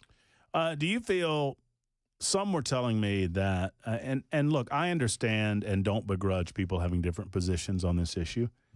And I understand that those that felt strongly in their hearts that it wasn't the right direction are probably smarting a little bit today as it was handily passed, even with certain Republicans. Do you feel like that can become fairly quickly water under the bridge? I mean, you want to believe that you can work with your Republican colleagues, that things do not get personal. I think this got close to being kind of personal. I mean, there were a lot of emotions toward the end right before the vote. That's correct. There were some members who went all in against this bill. They spread, I'm going to be honest with you, they spread a lot of falsehoods up there. A lot of these people, these special interest groups that were against it were spreading mistruths all over the state of Tennessee, to the point where myself and others were having to go behind them, like we come on the air and talk about, no, what's the language? What's in the bill? Not all the stuff you've heard about Arizona and Florida. What's in the Tennessee bill? Because that's what we do, is we make policy for Tennessee. We've looked at other states with their shortcomings, and we've come up with fixes for those. And then we looked at how we want this to look like in the state of Tennessee. And I think when all the dust settles, Matt, when this thing starts to get implemented and we start to really get into the nuts and bolts of it, I think what the people of Tennessee are going to see is now we have another avenue for kids with special education, kids who want a better opportunity, kids that are in failing public schools. They have an outlet for that. And then the public schools now, they're going to have the same amount of money with less students so that they can lower their class sizes and focus more on educating kids. So what's next for those parents who want to take advantage of this? Is this happening next school year? So what you're going to see is you're going to see a rollout here pretty quick. We will have to secure a vendor for the ability to create an online application process. Private schools now are going to have to figure out what their application window is going to look like, because they want to make sure that they have full classrooms in all the private schools. And so I think over the next couple months, if you'll be paying attention to the Government Operations Committee that's chaired by Justin Lafferty, Representative Lafferty, all of how the nuts and bolts of this is going to be put into use is going to come through that committee. And when that committee will have the ability to make sure that the rules meet the intent of the legislation so that we can get this thing off the ground seamlessly. And then, like I said, we already have the money put aside for this to make sure we can pay for these scholarships, and then start to get the academic success that we've seen with the educational savings accounts for Nashville, Memphis, and Chattanooga. Now start to see those opportunities open up for all the children in Tennessee. Was this, you mentioned that this is an arrow in the quiver. And I understand when you're trying to sell it, you sell the benefits. I mean, this has to be in combination with helping public schools get better for us to see measurable success in the state of Tennessee, obviously. This is not, in and of itself, the solution. No, it's just like I said, it's another tool in the tool belt. We passed the Literacy Success Act to go back to phonics and education. We passed a third grade retention bill to say, hey, we are serious about these kids knowing how to read by third grade. We brought back summer school. We brought back tutoring. Now we're looking at, okay, what are the distractions in the classroom? Now we're going to go after cell phones during instructional time. We know that all the data suggests that we have neglected our elementary school children by taking away recess from them. And we're going to go after a bill that I'm running to increase recess to 1 hour a day. 1 hour out of 6.5 hours. All right, hold on a second. So we got to talk about this. Sure. So for those who have not heard about your piece Yes. that we'll take up in the General Assembly, tell everyone why you think this is important and why you think it will improve education for the state. Oh, absolutely. So on recess, the main factor there is you're dealing with, a kindergarten through 5th grade, right? These are children. And studies have shown across the country unequivocally, and nobody can debate this, that children have the ability to probably focus at that grade level for about 40 to 45 minutes at the most. Mm-hmm. Some of these classes that we're doing right now for reading are 2 hours long. So we're getting quantity, but we're not getting quality. How do we get quality? All the statistics show is if you take a break and let the children go outside for maybe 30 minutes, run around and play, free play, Matt, not structured PE, but free play to socialize on the classroom or out on the playground. It teaches them how to work with their classmates, right? You have lower discipline problems, you have lower mental health problems, and you have better academic results. Well, to me, those are 3 winners for us. So are we going to have some monkey bars? Are we going to have, like the big silver slide? Well, when we grew up, we had monkey bars. And I don't know if the attorneys would like that right now. Remember that contraption as we were back there. Weber, you might remember. You're about my age. Remember that contraption that just was a large metal mesh, like a dome thing, that was just begging for broken arms underneath it. Yeah. Well, the one I grew can we up get with, that coming back, Sabicki? The one I grew up with was, remember the merry-go-round that you had to hold on to with dear life before it threw you off at 100 miles an hour? Oh man, Coach Powell, boy. Oof. Coach Powell went 5th grade. Coach Powell, Pine Creek Elementary. Yeah. If Coach Powell came out on the playground, we begged him. Yeah. Begged him to come over, and he would sling you around the merry-go-round until kids were like, I'm gonna throw up. Oh, so good. So awesome. So we're going to get back to those kind of things. And those are things that are starting to transform public schools back into looking more like they used to be, right? Focusing on getting the kids exercise, getting their mental health in order, making sure that they are tired enough so that we don't have to do 2 hours of reading. We can scale it back to get quality. And so this would so the specifics of the legislation that you would want to require an hour of recess K through 5 each day. Each day. Yep. Any pushback? A little bit. So, some of the districts are talking about, well, how we're going to do it because, now get this, because the state recommends 150 minutes of reading every day. Recommends. Doesn't say you have to do that. Mm-hmm. That's quantity, right? What we want to start to look at is let's get quality education going where the kids are focused, they're ready to learn, and we can accelerate the learning curve for them. Look, I'm all about burning off excess energy at that age and the socialization that involves. Let me tell you, the memories that I have of 3rd, 4th, and 5th grade. Sure. I mean, I understand I learned things, and I understand that those are the kind of things that are now by rote, but I remember recess. I remember the socialization. I remember that's where you made friends. I mean, those things are important. We're kind of losing that. And that's the other part of the legislation is banning cell phones during instructional times. Back in the day when I went to school, you know what high school was? It was high schoolers sitting around discussing ideas with each other, defending their positions and sharpening each other as they debated each other. Now we got kids that are sitting in classrooms staring at their cell phones all day. We're going to get those cell phones away from them during instructional time. Now we know that during an emergency, they have to be able to have access to get to them, right? But during instructional time, there is no reason for them to have the phone in their hand unless they're special ed or an IEP or the teacher says, hey, we go get your phones because we're going to look up X, Y, or Z.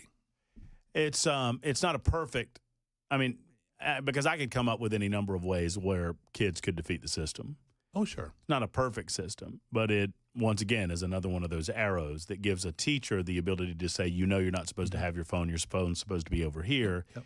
And right now, there's really not a standard process to make sure that the teacher has that ability, I think. And that's correct. And if you look at all the data, it says children will have better opportunities to learn and enhance their cognitive functions if you get them away from their screen time. And then the other 2 things we're going to go after is testing. We still think we test way too much in public schools. We're going to go after that. And then we're going to look at teacher evaluations. You know, Matt, I've been doing this for 6 years. And if you ask me, can I explain to you how we evaluate our teachers? It is so complex and convoluted. We're going to come up with a simple solution. We're going to get the Department of Education with the State Board of Education. We're going to get a bunch of principals and teachers in a meeting room. We're going to come up with some good ideas, and then we're going to bounce them off ideas around the country of who does it really well. And we're going to come up with a better system for our teachers. Keith writes in, this is an interesting idea. I know you love the idea factory that the super text line becomes, but says, what about, how about food choices in the school system? Is that a consideration? If you're talking about overall, holistically looking at how we're doing, how we're educating our kids, I think that's a piece of it. You're right. So if you look back at the Obama administration with Michelle Obama, she put all kinds of restrictions on lunches in public schools. We throw away so much food because the kids don't want it, right? So now you get to a point is, okay, yes, we need some freedom from the federal government. This is where President Trump comes in, right? We need some freedom in the federal government to determine what is good and nutritious for our kids that they're willing to eat every day. So that kids who maybe don't eat very much, we know every day we're going to give them something that they're going to consume. And I think that's the freedom we need from President Trump in the Department of Education, is to say, keep sending us the money like you have been for lunches, but let us determine what's best for our kids so we're not wasting so much food. Can you ask Scott, before he goes, why Justin Pearson originally voted yes on the bill? I think deep down inside, I think Mr. Pearson, he knew, is a closet Republican, and he's trying to possibly be deceptive to the people in Memphis, but he knows the Memphis city school system is struggling mightily, and that's the truth now. That's good. I know you've got your tongue in your cheek a little bit on the Republican side, but Sexton tells me that it's the plan that the state's going to take over the Memphis system. We are working on language right now that gives the Commissioner of Education the ability, if a district is not meeting their academic rigors and maybe management practices are poor, and maybe the comptroller says we got some problems down there, that would give the Commissioner of Education the ability to take over a district. Real quick before I have to go, on that issue of state looking at local control, are members of the General Assembly looking at the Metro Nashville school system, looking at Antioch High School at all? Yes, we are. With regard to the leadership of Adrian Battle? We are. We have talked. I've talked to some of my Senate colleagues about putting together a joint task force between House and Senate and holding hearings about exactly what happened in Metro Nashville, and to make sure that we are acting in the best interest of protecting these children with the money that the General Assembly has provided in the hundreds of millions of dollars, Matt, to make sure that our schools are safe. Look, a big day for those of us who believe in parental choice. Congratulations to all of you that worked very hard to make this happen. I know it's a big day for you as well. Congratulations on chairing that committee, too. Thank you very much. Was that your first opportunity to hold the gavel there? Well, in a big chairmanship, yes. Sabicki's head seems a little bigger today, doesn't it? It's the hair. That's Representative Scott Cefighi. We're back after this.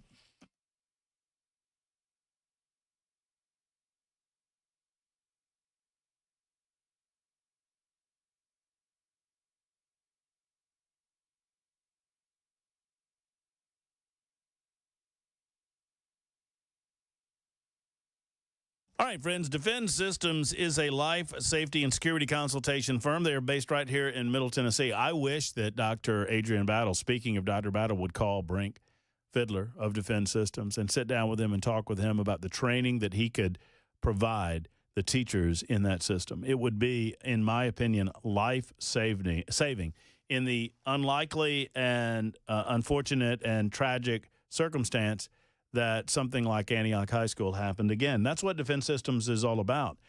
They don't like talking about these things. I would love for Brink to have to do something else because his services are no longer needed. But the fact of the matter is we see these dangerous situations pop up in our school systems, in our churches, in our places of business all the time.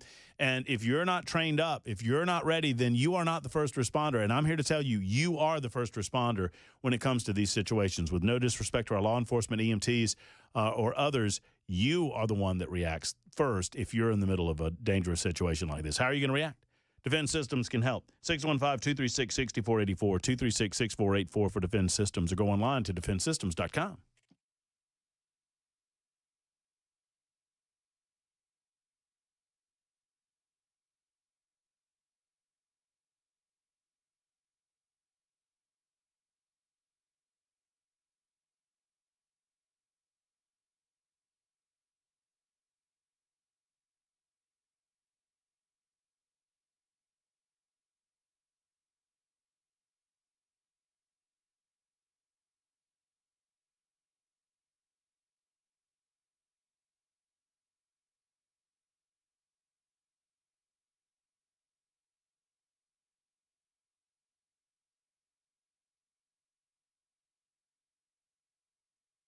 The guaranteed offer is the easiest way to sell your home.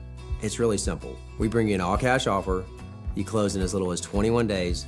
No home inspections, no lock boxes, no open houses. Go to markspain.com to get a guaranteed offer and start packing.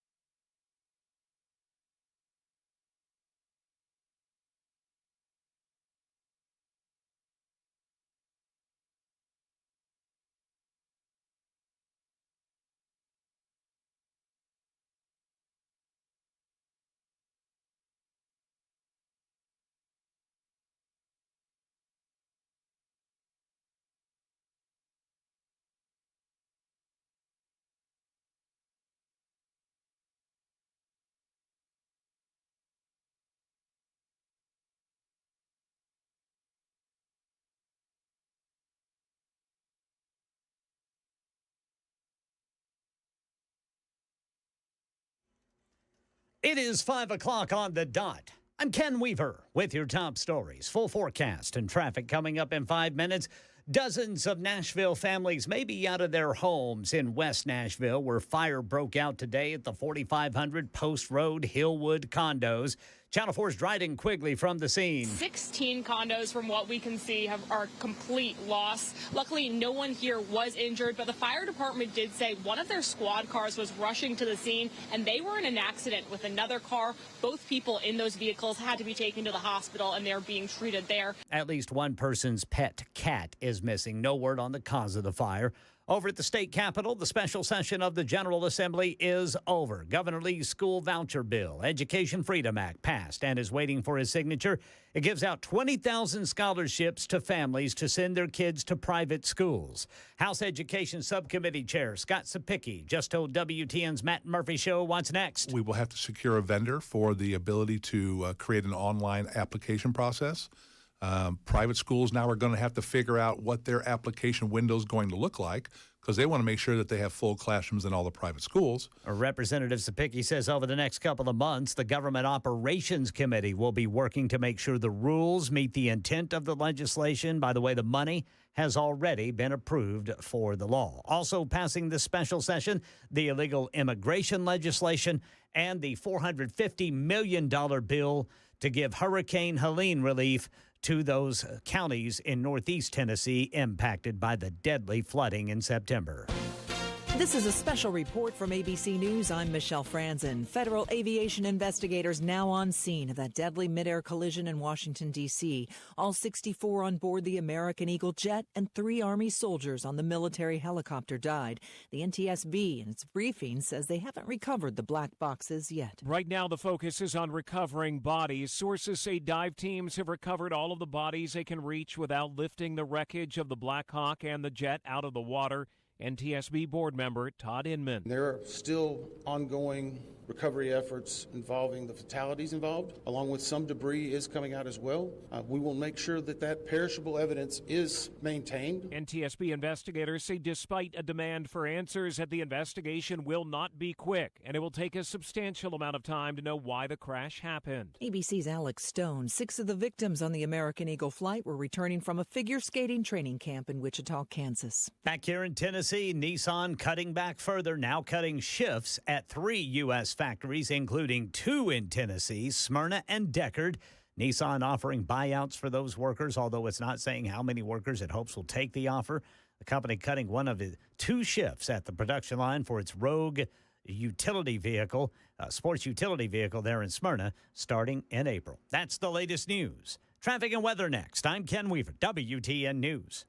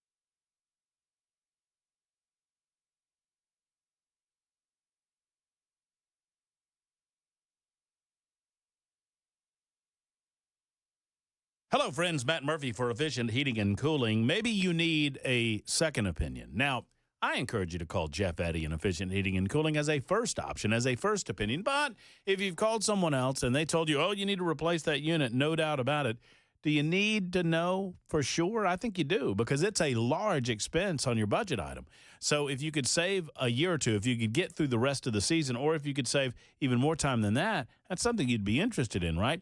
You know, Jeff Eddy in Efficient Heating and Cooling, they never charge over $125 for any maintenance call that they do, and oftentimes it's much less than that. And they love offering second opinions to perhaps get a little more life out of that unit. Now, if it's time, they'll tell you, and they can recommend you a proper unit for you and your family. As a matter of fact, they're an Elite Pro partner with Rheem in that regard. Go to efficienthvac.net to find out more. That's efficienthvac.net, or give them a call at 615-784-4424, 784-4424 for Efficient.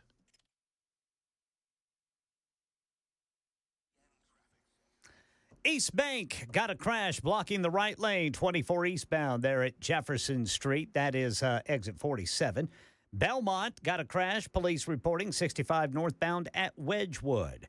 Now in Wilson County, 40 westbound got a crash right there at Tucker's Crossroads. In Williamson County, Spring Hill, a crash, 65 southbound at 840. Sumner County, White House, a crash blocking the right shoulder, 65 southbound near Bethel Road. Closer to downtown, we got 24 westbound at Murfreesboro Pike, the right lane blocked due to flooding.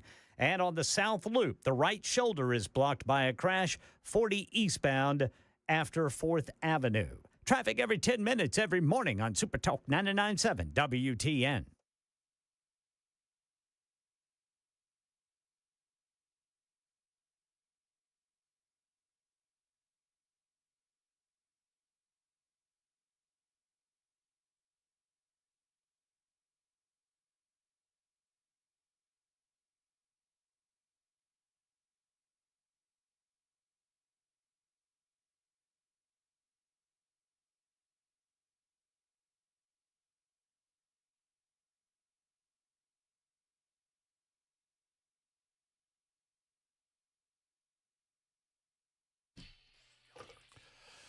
All right, here we go into the 5 o'clock hour, 5:06, almost 5:07, if you want to be precise about it. My name is Matt Murphy, and this is conveniently the Matt Murphy Radio Show on Super Talk. That includes yours truly, Chris Webber, behind the glass, making sure that everything that comes out of our speakers sounds as good as humanly possible. Hello, Mr. Webber. Oh, hello. How are you? Yeah, I'm good.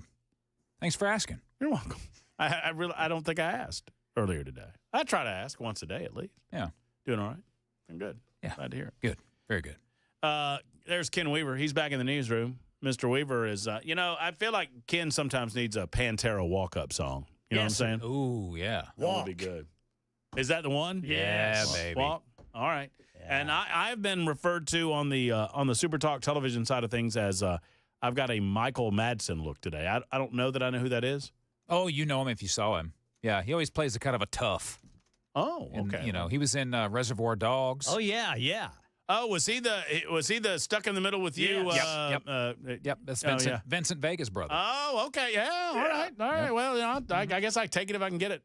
Hopefully younger Michael Madsen, not today's Michael Madsen. I think he's like 70. I don't know. Well, one way or the other. There's Ken Weaver. There's Chris Webber. My name's Matt Murphy, and you on the telephones. We appreciate you. So the big story of the day, we're breaking down, obviously, the tragedy of the plane crash. As of right now, at 5:06, 5:07, 5:08, I guess it is now, this afternoon, recovery is done for the day, according to aviation security experts and according to the federal government. 40 bodies, more than 40 bodies, have been pulled from the river thus far. There's a total of 64 from the aircraft, the American Airlines aircraft that was flying from Wichita, Kansas to Washington, D.C., and then, of course, 3 on the helicopter. It remains to be seen what the causal factors were in terms of, the visibility was good. It was night, obviously. A lot of traffic and a lot of activity over that part of the Potomac River just off of Ronald Reagan Airport. But many, many questions and not as many answers. Donald Trump spoke earlier today at a press conference and had a number of things to say about what the potential for the causal factors might be. He brought up DEI, said that might be something that they're going to look into. And, of course, the media lost their ever-loving minds as a result of that. We'll delve into that over the course of the next hour as well. But your telephone calls on that subject and more. The other big breaking news item of the day in the state of Tennessee would be the passage of the Education Freedom Act. Whether you were pro or con, just sick of talking about it, or a curious bystander, that is a big moment in the life of education for the state of Tennessee. A bill was passed. I do not believe, and I put an ask out to Scott Sapicki. He was on with us last hour, and your host failed you in as much as I did not ask, and I did not ask nor get an answer to this question, but I am working on it. And that question is, were any of the amendments taken up? We know what the bill was leading up to this. 20,000 scholarships, 7,000 apiece. There was an inclusion of a $2,000 bonus structure in order to apply for the bonus district by district. Your district had to agree with the basic parameters of the scholarship fund.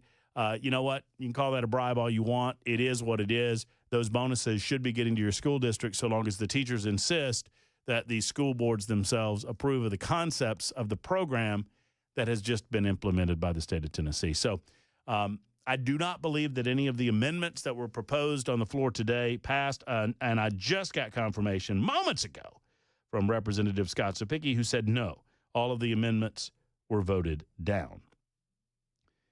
It was expected that this would pass somewhere in the neighborhood of 54, 55, 56 votes. I was told as many as 57, as few as 52. Ended up being 53. Originally, the vote was 50. If you're just getting in your car, this is hilarious. So originally, the vote was 54 to 44, with Representative Justin Pearson, Democrat representative from Memphis, being the only Democrat to vote in favor of this. And people were like, wow, did Pearson get religion on the issue of school choice or what? No, he just wasn't paying attention and misvoted. And then was apparently, according to my sources, inside the Capitol building, Pearson was running around like a chicken with his head cut off trying to figure out how to change his vote. So immediately when people recognized that Pearson had voted improperly, that he voted yay when he meant nay, they rushed to the vote total. There's a tally board, right? And on that tally board, the yays are in green and the nays are in red, and you see the names of the people behind the Y's or the N's. And all these representatives were taking photos of the tally board, and I have one or two or four. I mean, a lot of people are sending me photos of that. And Pearson was running around trying to get the vote changed before everybody could get that up on the tally board. Well, you look. One way or the other, it is going to the governor's desk, as is the immigration piece, which is something that many of my conservative purity keyboard warriors told me they wanted. They were angry at the governor, angry at this General Assembly for not doing more on the subject of illegal immigration. Well, now we are doing more on the subject of illegal immigration because you have a president of the United States who has a consistent message on that issue and a mission on that issue, and the state of Tennessee is going to participate in that mission. Your thoughts on these two items, plus there's obviously the East Tennessee hurricane and disaster relief piece was passed. Special session is over. To talk on this, Matt is next up in Maryville. Am I pronouncing that correctly, Matt? Oh, my. Yes, you're doing that great. Oh, my. Oh, my. That is sadly sadly how long Matt has been holding. He's been holding since we were doing the George Takei jokes. Oh, my. Oh, my. That's pretty good. That's pretty good. No, dude. Yes. All right, hold on. Matt, you do. All right, Matt, you go. Say it. Oh, my. Now let's get Takei. Oh, my. That's pretty good. Yeah. That's pretty cool. Yes, it's Maryville. Yes. Matt, if you keep doing this, I'm going to get mighty uncomfortable, so. Oh, my. Then do it. Is that it? Is that all you got, or we got anything else? No. Okay. All right. So I wanted to talk about the school vouchers for a moment. I work for a large or a private school in East Tennessee. Don't want to say who it is, but I'm on the executive part of the executive committee there. I'm a director, and we will not accept any state or federal funds.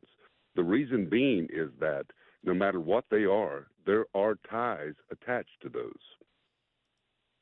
And you have to follow those, whatever they say. And definitely with federal. So I'm wondering what happens with the state funds at this point if they get them. How are they going to be able to dictate those the way that you continue to teach? And we're a very successful private school, a very large private school, and very successful. And so that's my biggest worry about that.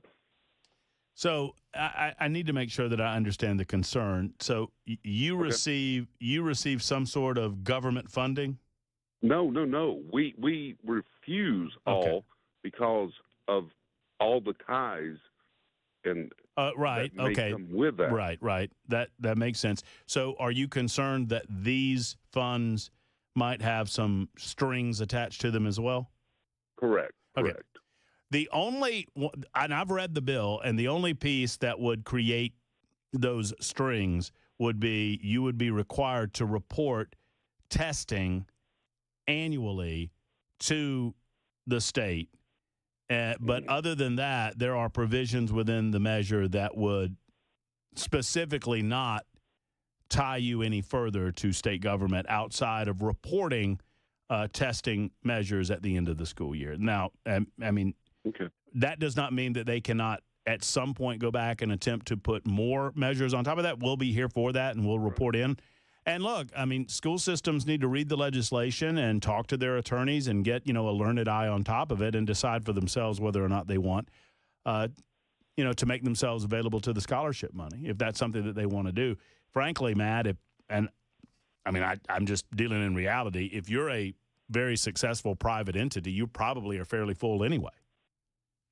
Well, we are at capacity, but the problem is that we're looking at is that,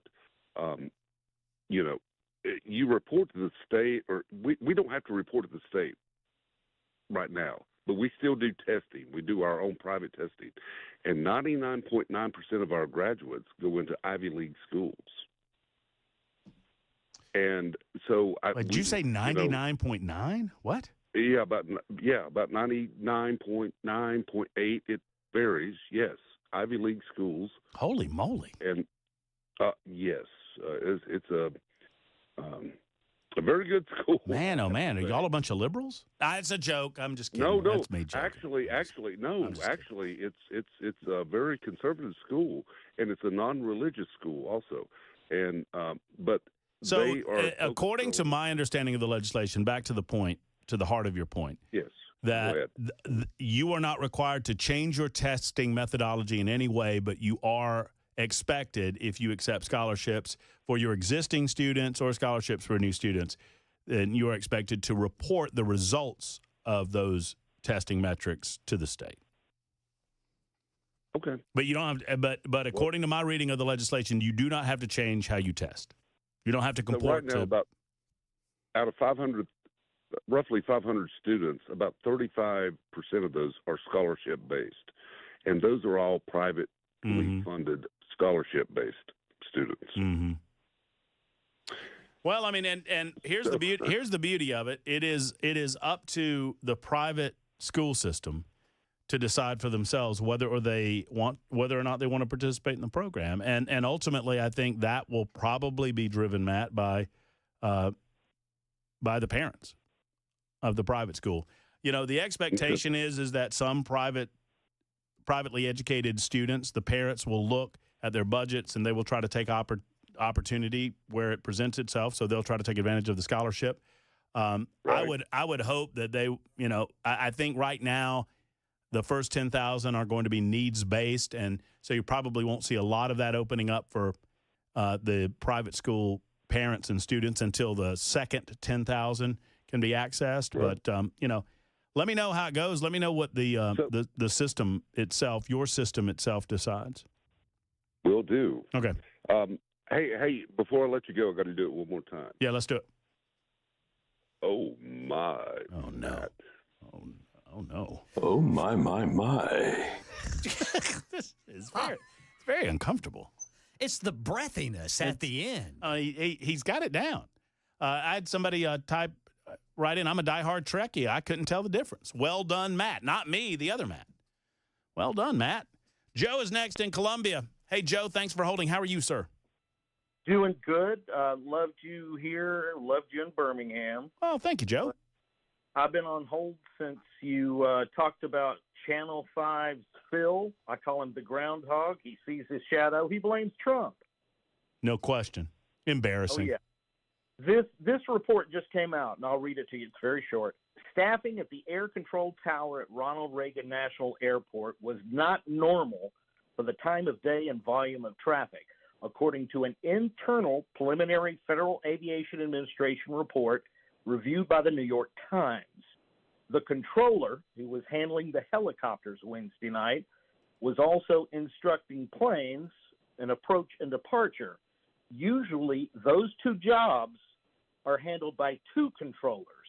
So one controller was doing both. Now, what makes it interesting for Phil is the air control tower at Reagan Airport has been understaffed for years with 19 fully certified controllers. However, staffing targets set by the FAA and the Controllers Union call for 30. This had nothing to do with Trump. Well, of course it did not. Now, it might have had something to do, and this is an important distinction. We're not saying definitively, we're not blaming it on this, but it might have had something to do with the hiring practices over the last 4 years. And, Joe, thank you for the call, and it's well-spoken, well-articulated. I appreciate you. So let's get into that in a moment, because Donald Trump is taking it in the short hairs, as they say, with mainstream media, claiming that he, quote, blamed the air disaster on DEI practices. That is not what happened. That is not the press conference that I watched in its totality earlier today. Now, I did watch Donald Trump, the president of the United States, bring it up, and frankly, I think it's refreshing that a president is willing to do so. I'll tell you exactly what he said and what he did not say and why the conversation has merit. What with a lawsuit going on right now over air traffic controllers being denied their applications based on their race. White men need not apply, said the federal government under Joe Biden. More on that in a moment on Super Talk.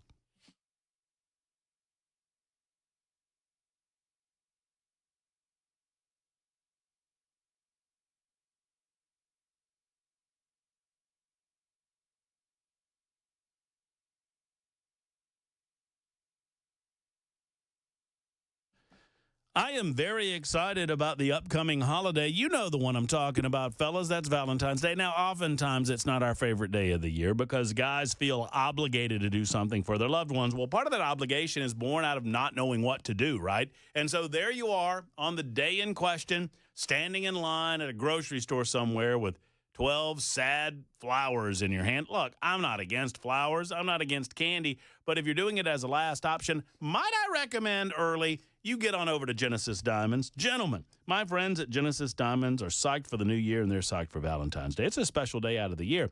And if you want to get that home run gift, one that she's going to talk about and remember forever, it is time to go to Genesis Diamonds. Lots of great things happening over there. They're ready to help you celebrate those important milestones or to celebrate Valentine's Day. Uncompromising customer care. In other words, they'll feed you baby birds. You walk through the door and you say, I don't know what I'm doing, but Matt told me to come and get a diamond from Genesis Diamonds for Valentine's Day. And they're going to say, calm down.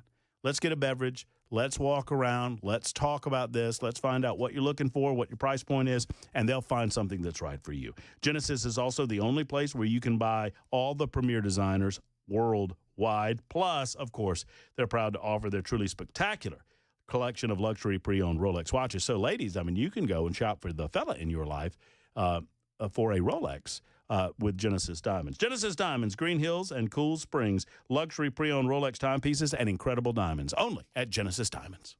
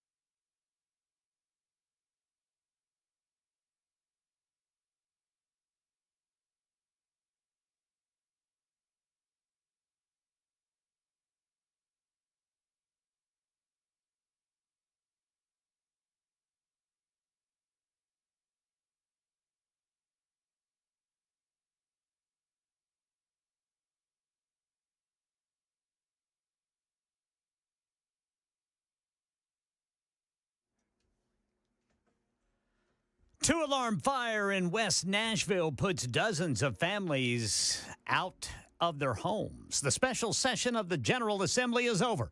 All three issues passing. D.C. plane crash update and a group of Tennessee politicians and celebrities making a pitch for a WNBA team in Music City. These stories and more 5:30 on Super Talk 99.7 WTN. Ken Weaver wants me to talk about this subject. I'm not doing it. I'm not. I know he does, but I'm not. He'll say he just does the news, but I know he wants me to. I'm not. By the way, why is it that technological issues make me want to throw something through a window in a way that nothing else does? Like, occasionally, my laptop will go off the Wi-Fi here, and I'm just getting my cheese in the right spot. No thanks to Chris Weber, by the way, who mocks me on a regular basis or has this week about moving stuff around. But I figured it out. I got to get the notepad here and the keyboard here, and then the screen's there and the on-air light's over there. Anyway, so I got my laptop but now the Wi-Fi it like boots me off the Wi-Fi, and it says we don't. And I was like, well, put me back on the Wi-Fi. And it's like, we don't know what you're talking about. And I'm like, no, put me back on the Wi-Fi. Wi-Fi? What Wi-Fi? I don't know what Wi-Fi you happen to be referring to. I'm like, the Wi-Fi that my phone's currently on, the Wi-Fi that and then finally it goes, oh, okay. Oh, that Wi-Fi. Oh, you mean the Cumulus Wi-Fi? Oh, okay. The Cumulus Wi-Fi that you've been on with this laptop computer for the last 3 years. Yeah, we're going to need your password. It gets better. Then I put the password in, and you know what it says? That's not the password for this Wi-Fi. And I'm like, You're not fooling me, buddy. Yes, it is. I know that it is. Nah, we don't think so. You need to do this again. Start over. And it's about that point that I want to take my MacBook Pro and throw it through the window. Mm-hmm. And it's like a real desire, and nothing else on the planet makes me feel that way. I think it's because it communicates with you. In other words, it was telling you there is no Wi-Fi, and then it was telling you this is not the right path. So it's like someone talking to you very condescendingly. And I think that's why it gets you so upset. There's no Wi-Fi here. Like, yes, there is. And now, see, it wants my password, and it's not going to get it either. I mean, I don't feel compelled to do that. But now it's telling me that I can join the Comfort Inn Downtown's Wi-Fi network. Well, I bet you don't need a password for that one. Come on. Come on in. Water's fine over here. Just you better watch your wallets. Miss Carey or Mr. Carey, depending on whom you are. Thank you for calling. How are you? I'm assuming it's female. Hi. Hey, Carey. Hey, how are you? I'm good. Can you hear me okay? I can hear you great. That was a very awkward way for me to begin the conversation, but I'm glad you called. Thank you for... That is okay. Yes. I am a public school teacher for one of the largest districts in the state of Tennessee. All right. I prefer not to say who, just because I am a Republican, very conservative, and surrounded by nothing but liberals. And we're slowly coming out of our shell, but we still get pushback. You were interviewing somebody was on talking about the bill that passed today. And the voucher system, throughout the teacher talk, a lot of teachers are against it. I can't really find a negative point to it, simply because we don't already get a ton of federal funding anyway and have to somehow operate our classrooms with what we have. And we're making it work. Is it fair? No. But when it comes to the voucher system, as a parent, I applaud the bill, because it will provide for students who have it'll provide parents who have students in my classroom and other classrooms in the public school system to have an opportunity to be in an environment that isn't surrounded by students that are completely disruptive. That definitely needs to be brought to the table at some point. In 1997, the IDEA law was passed from the federal government, allowing exceptional ed students to be considered in a classroom that would be the least restrictive environment. That has gone from one extreme to the other. As a high school graduate in 97, I was unaware of that, obviously. And students with any kind of disabilities, even if you were of sound mind and body, but you were in a wheelchair, you weren't in my classroom. So they went from one extreme to the other. So now we've got children who drool, who have so much behavior problems. We got to deal with that. So I applaud the bill, because that parent who's listening to me wondering, should I keep my child in public school or put him in private, put them in private. and I teach public. Wow. Amen. Wow. That's strong. Let Carrie call back anytime. I love the inside knowledge that you bring to the table on this subject. I love the commentary. I appreciate you calling, and I want you to call back anytime you've got a thought on this. We're here for you. I'm here for the thoughts. I got to go now, but I'm here for it. 531 Super Talk 99.7 WTN.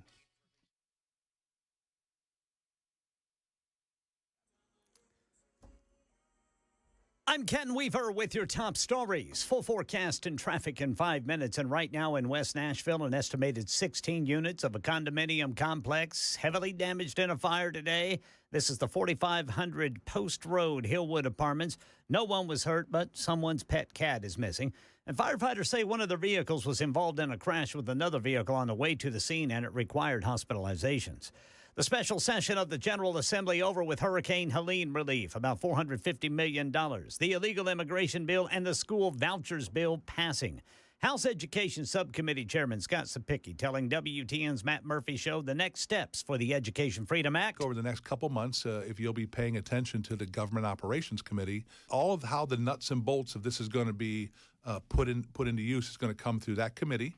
And when, that committee will have the ability to make sure that the rules meet the intent of the legislation so that we can get this thing off the ground seamlessly. Also, a vendor to create an online application process has to be secured, and then private schools will have to figure out what their application window will look like. And D.C. plane crash update. So this is from the Associated Press that says it has obtained a report that says one air traffic controller was responsible for coordinating helicopter traffic and arriving and departing planes when the collision last night between the Army Black Hawk helicopter and that American Airlines regional jet happened. This is according to a report by the Federal Aviation Administration, which the Associated Press says it has obtained. In this report, the configuration was, quote, not normal, but a person familiar with the matter said the staffing at the air traffic control tower was at a normal level.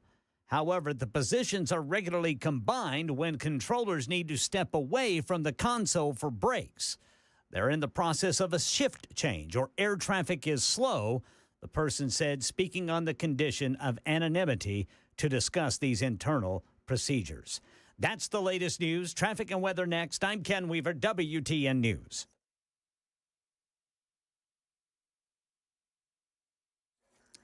In the Nations, we've got a crash blocking the left lane, Briley Parkway northbound right after I-40. Tucker's Crossroads in Wilson County, an injury crash. Highway Patrol there, 40 westbound before Linwood Road.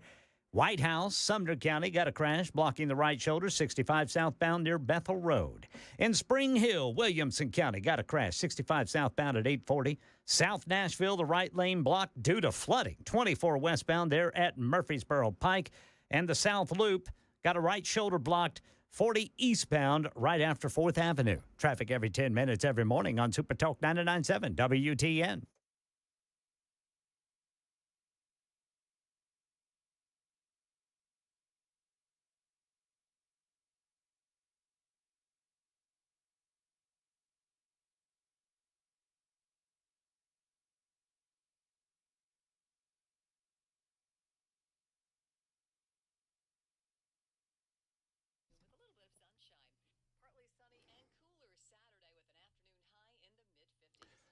Hello, friends. Matt Murphy for the Dr. Gill Center for Back, Neck, and Chronic Pain Relief, which is located in Franklin. But if you are listening anywhere that you happen to be listening, I mean, maybe if you're not like overseas listening online, but really if you're that, maybe it's worth the flight. Let me tell you something. The Dr. Gill Center has really changed the way that I live my life because I was in somewhat of a debilitating pain situation. Not only did I have upper back pain or what I consider to be neck pain, I thought that was stress-related. But I learned pretty early on, Dr. Wendy gave me a complete and full examination when I first got to Nashville. She recognized the lower back pain, told me that we could do spinal decompression with that. But she started on my upper neck area and recognized that there was a compression there that is now fixed. I'm pain free in my upper neck. Thank you to Dr. Wendy and the Dr. Gill Center for Back, Neck, and Chronic Pain Relief. Secondarily, they've managed the lower back pain, which is more of a long-term issue that I created, but I don't have to worry about pills. I don't have to worry about day-to-day pain because I've got the Dr. Gill Center in my corner. Call Dr. Gill today. I've got the number right here, 615-882-4838. 882-4838, or go to callmepainfree.com to find out how they can assist you with your pain. Get pain-free today with the Dr. Gill Center.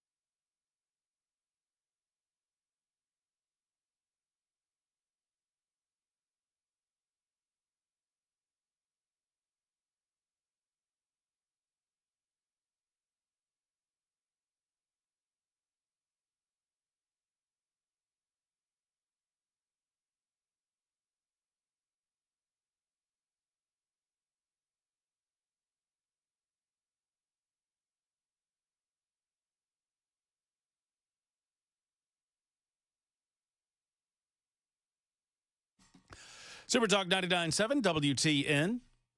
We are cruising through a Thursday. Man, oh man, it feels like it's flying by. Thank you for listening. If you're on your way home, hope the drive home is relatively calm, although this time of day, man. I mean, if I could snap my fingers and get you home like that, I don't know if I would or not, now that I think about it. I need, right? If they got home.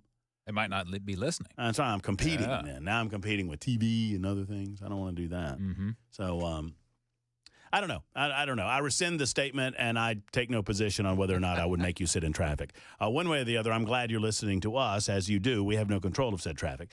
615-737-9986. If you want to vent, emote, maybe, vent your feelings elsewhere other than your, fellow travel mates, you may do so in that way. Kash Patel is sitting before a Senate committee today. He is set to be the FBI director, as is Tulsi Gabbard set to be the National Director of Intelligence or Director of National Intelligence. Say it right, Murphy. We'll tell you how those things are going a little bit later on today. We're going to get to one telephone call, and then we're getting to nincompoops in the news. I'm very excited about my nincompoops in the news today. Plus, there's more information about some of the quote-unquote shortages that existed and predated. These shortages predated the Trump administration. So our good friend Brian Williams pointing his finger in the wrong direction when he's talking about shortages amongst air traffic controllers. That is coming up as well. Jill, you've been holding for a minute, and you're on from Sumner County. Hello, Jill. Hi. Hi. So I also am a public school teacher. I teach high school, and I completely agree with your last caller.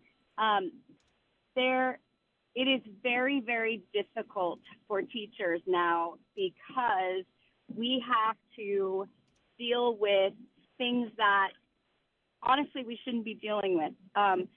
We have behavior problems in the schools that are crazy.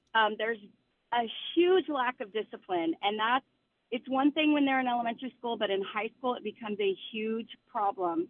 And that is one area where I just, even as a public school teacher, my daughter's in 3rd grade, and I have considered homeschooling everything. Public school is different, and there are so many parents that are not involved or really don't care. If you try to get them involved, or if you send information home like, hey, your kid will not get off their cell phone, or your kid comes into my room saying the F word every day, it is very, very difficult. I support the voucher system. I really do. I think that it's a shame that we've had like a 16% increase in administration positions in Tennessee and only a 3% increase in teaching positions. And we still have so many issues in the schools that administration just doesn't deal with at all. Well, no, I think you're talking about a subject that it needs to be addressed as much as we possibly can, because until we address some of those disciplinary issues and the like, I think, you're not going to get to some of the root causes of your inability to teach students. I mean, oh, absolutely. Absolutely. Yeah. We spend so much time dealing with discipline issues. And I actually teach in probably a better school than, where we have fewer discipline issues. But I know my own daughter, when she was in 1st grade, she would come home saying, Mom, we had to cover our ears today while so-and-so threw a fit and threatened the teacher, and we had to sit in the corner. And I'm like, that.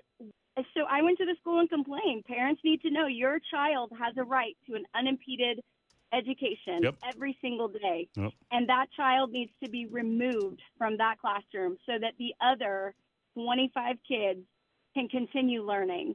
But there's a lot of kids in high school that there needs to be separate pathways. Do y'all have alternative schools? We absolutely do. Okay. But like the one here in Sumner County, it was full. And so they weren't accepting any behavior problems. So we actually have a no tolerance policy in Sumner County that if you're caught with any tobacco product, of course, marijuana, you are automatically expelled. And that hasn't even been happening consistently. And kids know it. They absolutely know it. I mean, they're not worried about being written up. They laugh at it. Well, Jill, these are the subjects that we need to continue to discuss, and I promise you people are listening. Obviously, those are things that without solving some of those core issues that you're bringing up, the Education Freedom Act is not going to work. Thank you for the call. Thank you for bringing those subjects up. I applaud the teachers for calling this radio show, especially when you're talking not against the system, but you're talking about the system that you're a part of and how to better said system. Our system here at the Matt Murphy Show dictates to me that it is time to discuss. We know what the news is. We understand the serious nature of the crash that happened last night. We understand a lot of things going on in Washington, D.C. and right here in Nashville. It's time to find the nincompoops who may or may not be in the news. Nincompoops in the news. Yes, indeed. That's what we do. Ken Weaver, Chris Webber, and Matt Murphy look all across. We used to call them newspapers. Now it's the intraweb. We look all over the intraweb throughout the state of Tennessee, throughout the United States of America, nay, the globe. And we find the nincompoops where they live and breathe. And we report back to you. It is time for Nincompoops in the News on Super Talk 99.7 WTN. Hello, gentlemen. Hi. Good evening, boys. Yes. Busy back there in the newsroom. Boy, Weaver. it is, man. Blowing and going. I love it. That's good. Makes the day go by faster. I can't catch my breath. I tell you what, lots happening. But let's pause for a moment, get away from the hard news, and talk about the nincompoops. And Ken Weaver, in the spirit of your victory yesterday, I don't know if you knew it or not. I won? You won. Chris's fart story didn't win? Yeah, I don't understand it either. But for shame, people. For shame. I know. I mean, I didn't even want to say it in front of Weber. But the fart story lost. Well, I'm glad I didn't pick that one. I'd have been farting in the wind. I love the fact, by the way, you hear it here first, because I heard Benson talk about the fart story earlier today. Yeah. I love copycat. Get your own stories, Benson. I thought that story sounded familiar. It was the same story. You were good to it, though. All right, Weaver, you get to go first. Woman says she's been kicked out of her social circle after laughing at a friend's cringe baby name. Uh-oh. This is from People magazine, the lifestyle section. The woman says her friend wants to name her future child something like Zephyr Rocket or Banjo Fox. I honestly thought she was messing with me, so I laughed. Not like a mean laugh, just a genuine reaction like, wait, shut up. What is the real name, she adds. The post continues, but nope, that was the real name. And she got super quiet and was kind of hurt. Now the poster has been shunned by her larger friend group, writing that she recently learned that everybody got together except for her. Aw. All over her laughing at Zephyr Rocket and Banjo Fox being the names that this woman's going to name her Woman's not child. going to name her kid Banjo. Stop it. Banjo Fox. Other Reddit users weighing in, with many saying the woman was allowed to criticize an odd baby name. You would be a good friend if you shared your opinion, quote, in love, on such a horrible name. Another added, people forget that one day their children are going to become adults. Well, yeah. And they're going to be called Banjo Fox. Right. And here's the thing. If she's a true friend, she wouldn't get upset at that and then shun you. No. I mean, you laugh at all. You're actually going to name your kid Banjo? Yeah, I'm actually going to. Okay, well, they're your kid. Good luck. Hey, exactly. Kind of reminds me of those videos. Have you seen these videos where someone will show another person in the room with them a picture of a baby, and it's a real ugly baby, and the person reacts, and they make a face, or they go, ooh, and they go, oh, it's a video call. And then they go, oh, what a lovely baby. Those are hilarious. You just caught completely off guard to see this atrocious-looking child. I know it's an old talk radio trope. I mean, the talkmaster, Neil Bortz, used to say this all the time. Sometimes you got to call the baby ugly. It's just sometimes. There's no way around it. Sometimes the baby is just ugly. You got to tell it like it is. Banjo's going to be an ugly baby. Anybody know anyone in your childhood or in your life circle that has a really weird name? I'm trying to think. Yeah. I went to school with a kid named Forrest, and that was kind of weird, but it wasn't so much because of the name. Forrest? Yeah, Forrest. Like Gump? Yeah. Oh, yeah. But his last name was, well, I'm not going to say his last name. It was a weird last name, too. So the two together sounded weird, and then he was a weird kid. So it just was a total package, sort of strange. Yeah, it's too bad. I hope he's not listening. Well, you didn't say his last name. Yeah. Lucky for him. Fortunately, my parents passed over Basket.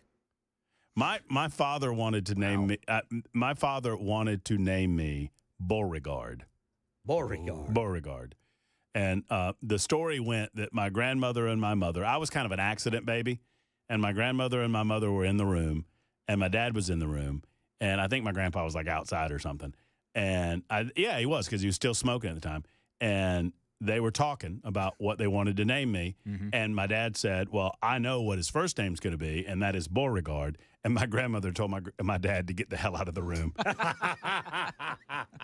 And he followed instructions, thankfully. You'd have just wound up being called Bo. Bo. Yeah. That's the problem. Bo. You don't like Bo? No, Bo. But celebrities try to do this too, right? They name their kids Apple or weird stuff. And I am against. We don't have time for it now because we got to get to the other two nincompoops. I'm against any ER names. Don't name your kid after an activity. I get beat the hell up every time I bring this up, and I know that I'm going to get it. Don't name your kid after activities. Walker, Parker, Miller, Fisher, Hunter. Those are all activities. Those are not names. Interesting. Just kill the ER names. Mr. Weber. All right, mine comes from Highland Park, Michigan. Daniel Hudson went into a Dollar General store on January 4th, and began stuffing Hot Pockets into his coat, according to court records. When an employee confronted him, Hudson is accused of taking the Hot Pockets out of his coat, grabbing a container of chicken wings, and yelling at employees.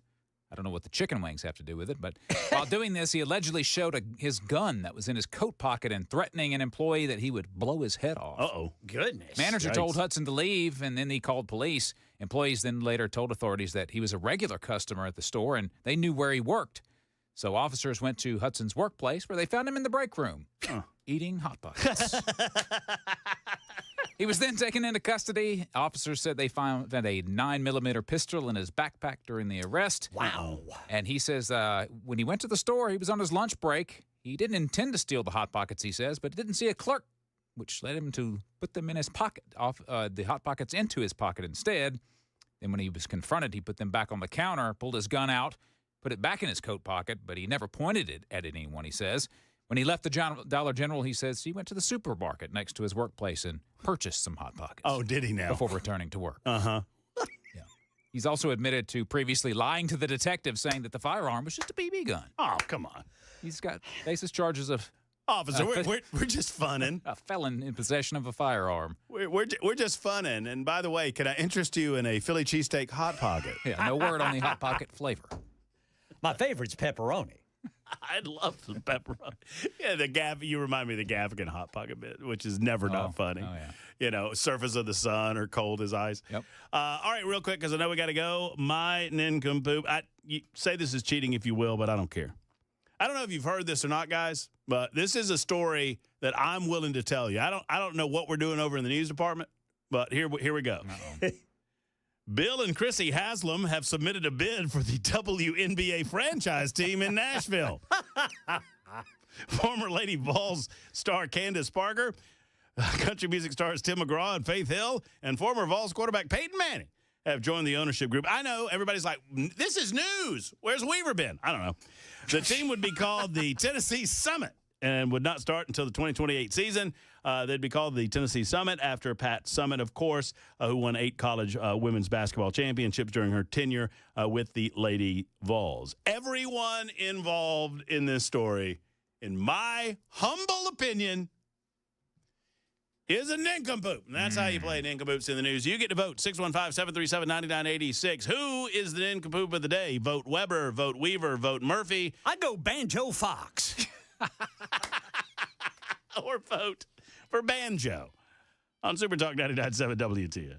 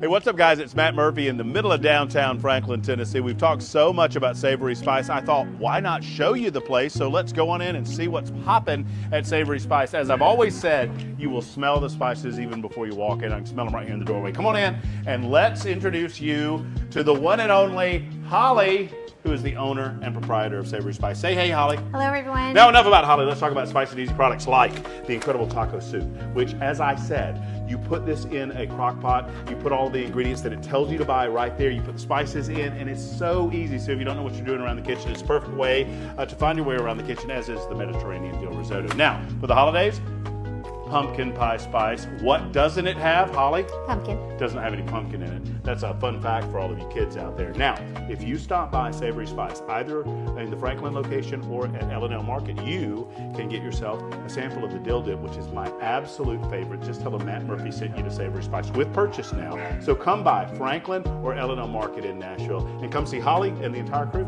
at Savory Spice.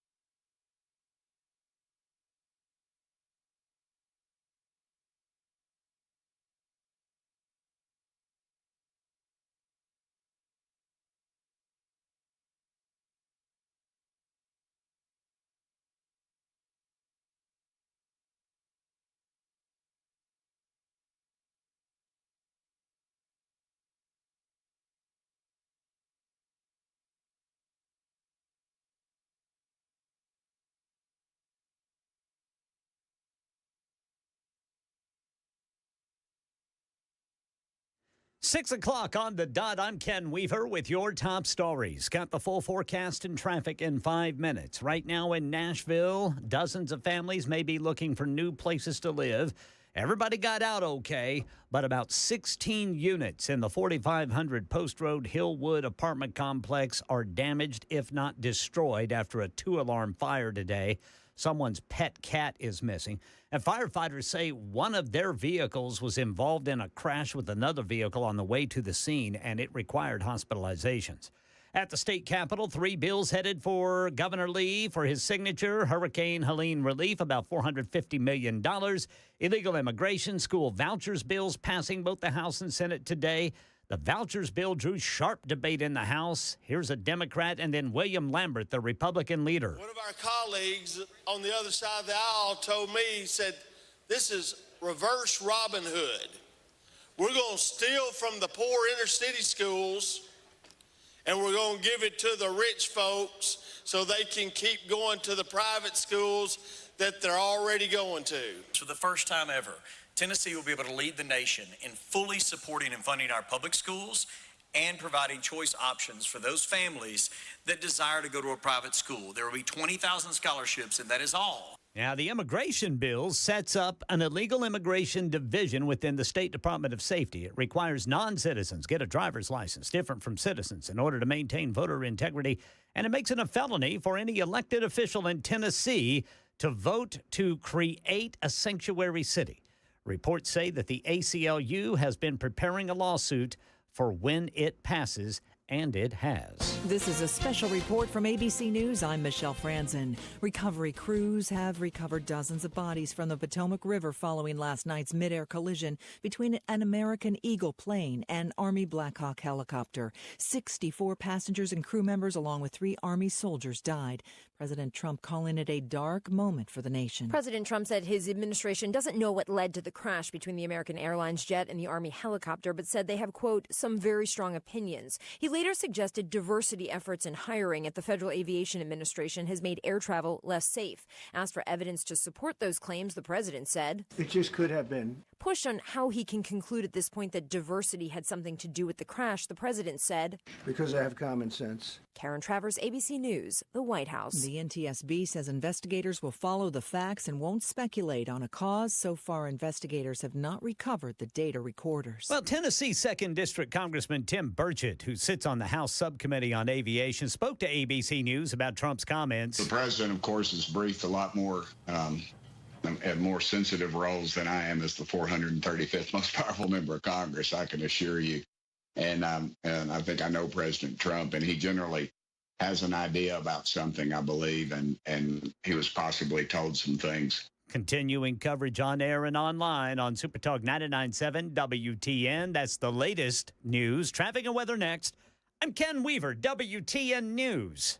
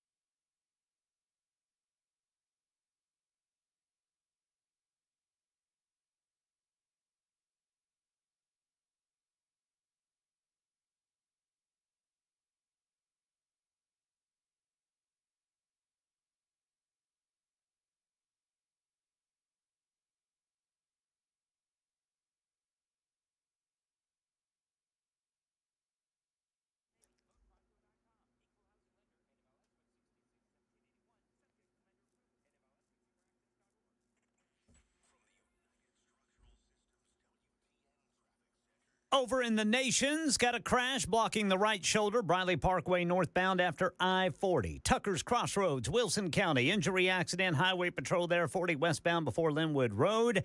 And in White House, Sumner County got a crash blocking the right shoulder, 65 southbound near Bethel Road. Spring Hill, Williamson County, a crash, 65 southbound at 840.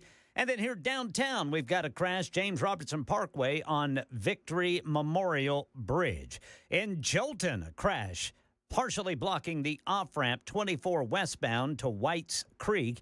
And in Creve Hall, a crash 65 southbound right after Harding Place. Traffic every 10 minutes every morning on Super Talk 99.7 WTN.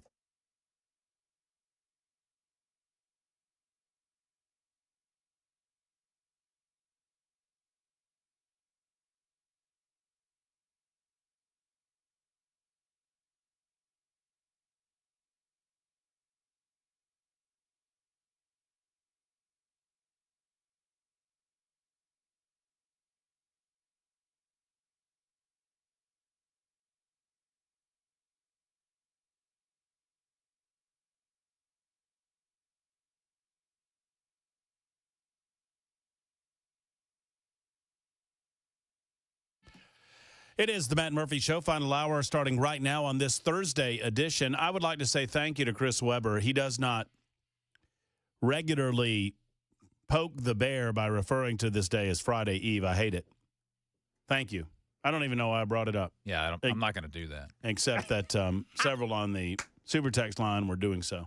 I don't like the phrase Friday. I think it's silly. I mean, I think Thursday is a perfectly acceptable way to call this day. It's got a name. Yeah. It's got a name. It's Thursday. That's right. And I don't. And for me, I don't. I mean, Ken, you might disagree. I don't. Why wouldn't we call Friday Saturday Eve? I mean, that for most of us, Saturday and Sunday are the big days, right? Yes. We have to work on Friday. Right. So calling it Friday Eve, so it's the day before we get off for the weekend. Is that what we're doing? I don't know. I don't know why we're doing that. Now, I think we just call it Thursday.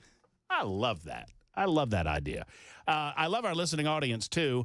I'm sorry that Ken Weaver brought the story of Banjo up, and here's why. Oh, Banjo Fox. Well, one, you're winning. I think you're winning the vote total. Oh, I think Weber's right behind you, and I think Nincompoops in the News is fast becoming basically a contest as to which personality is liked most on this radio show, and every day it seems to be Weaver, Weber, Murphy in that order on a daily basis. But whatever, I'll take whatever. That's fine, whatever.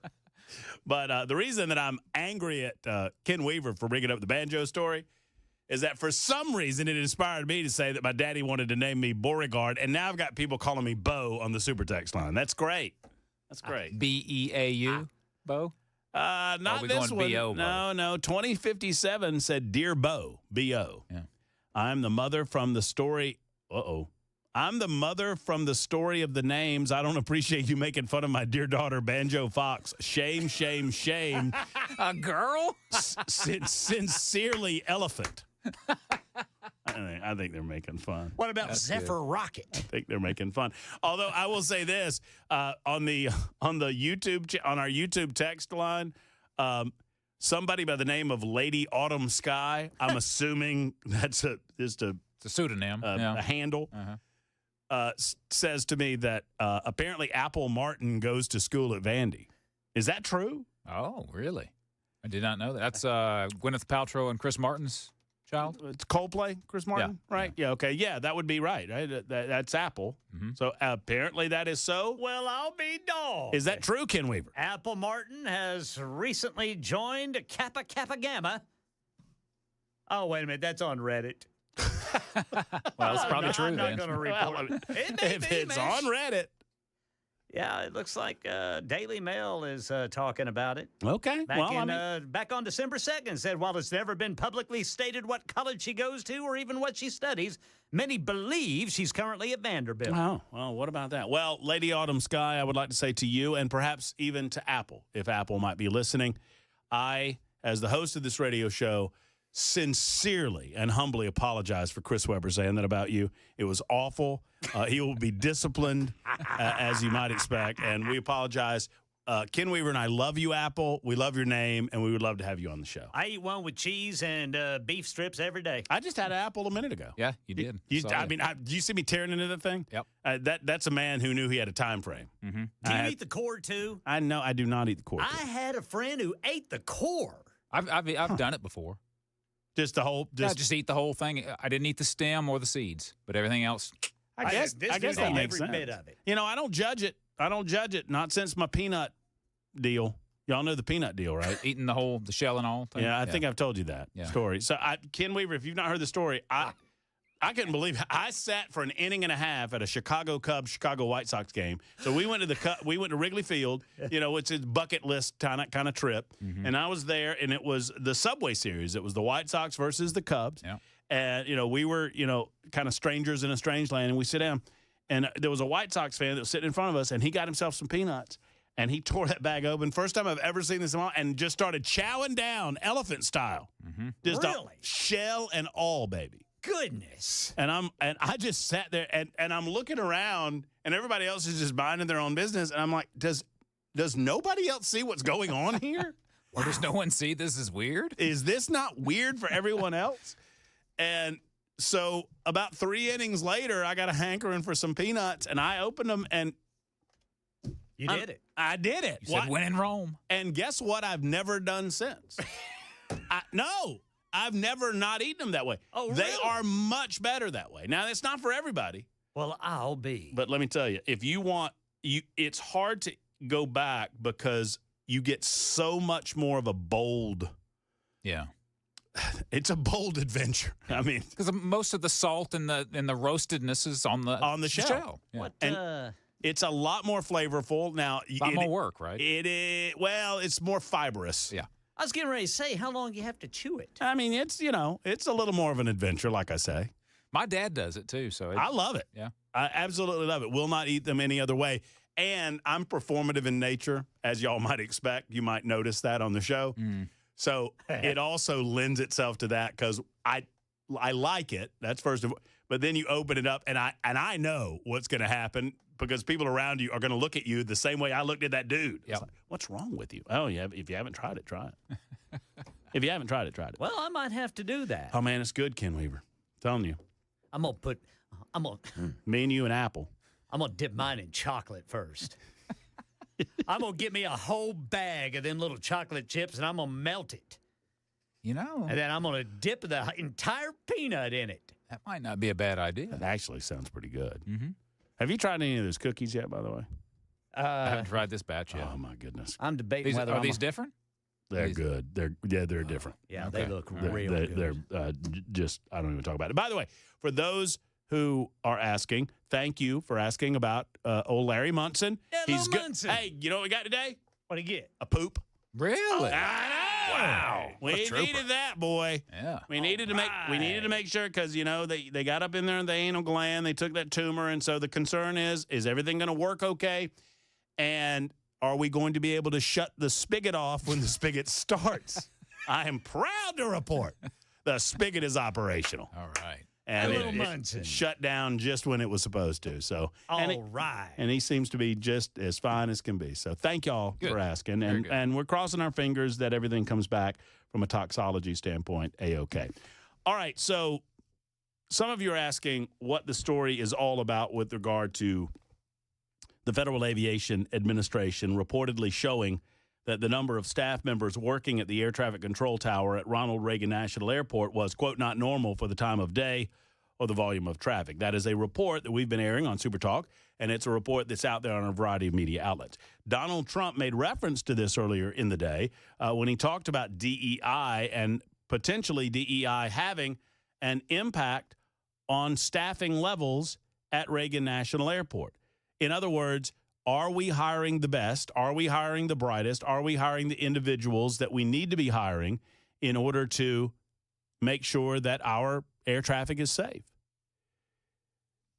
Did you know, and a modicum of research will teach you, that Republicans have been sounding this alarm for some time? As a matter of fact, Republican Mary Miller, who represents Oak Park, a suburb of Chicago, Illinois, stood on the floor of the House of Representatives in July of 2023 and attempted to sound the alarm. It sounded like this. Based on their I rise in support of my amendment.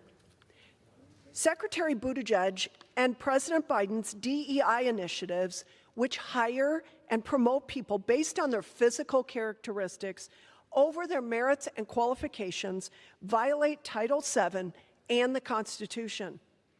In critical public safety roles such as air traffic control, it is essential to have the best possible candidate based strictly on professional qualifications and merit.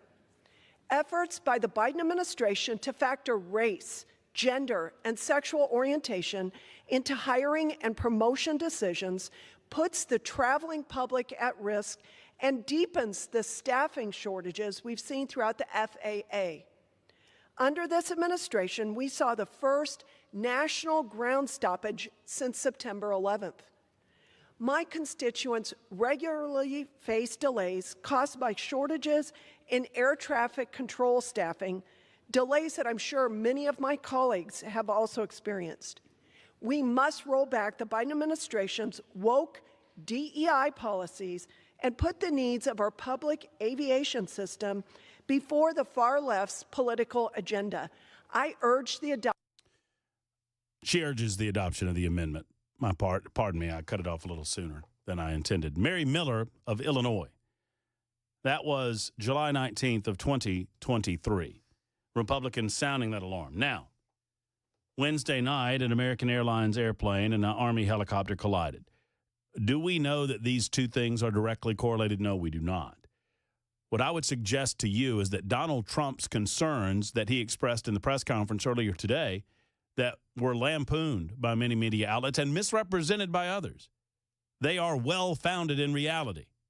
It has well been established in Washington, D.C. circles and beyond that the Biden administration valued DEI over safety, valued DEI over almost anything else. I don't pretend that it was Joe Biden himself. I don't pretend that Joe Biden himself knew what the hell was going on. I don't pretend that Joe Biden himself could find his butt with a compass and a flashlight. But it was his administration. Now, the Associated Press obtained a report which showed one air traffic controller was working two positions at the time of the crash. Typically, the two assignments are split between two air traffic controllers, not just one. If this is the case, it does not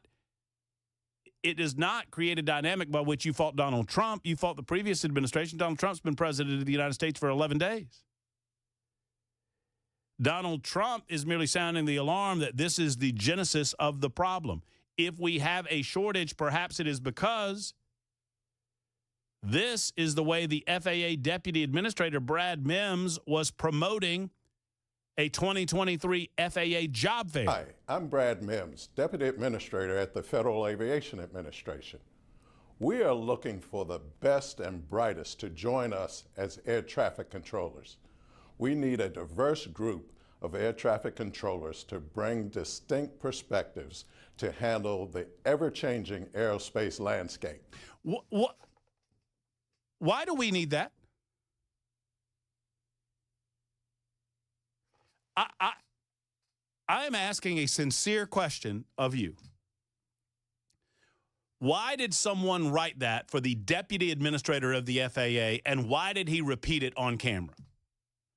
That we need diverse backgrounds and different people from different. What does your background have to do with your role controlling air traffic in an airspace like Reagan National Airport? I'm not against it. I want people from all walks of life to aspire to be whatever is in their minds and in their dreams. That's what America is all about. And no, we've not always lived up to that creed. Of course, we've not always lived up to that mission statement.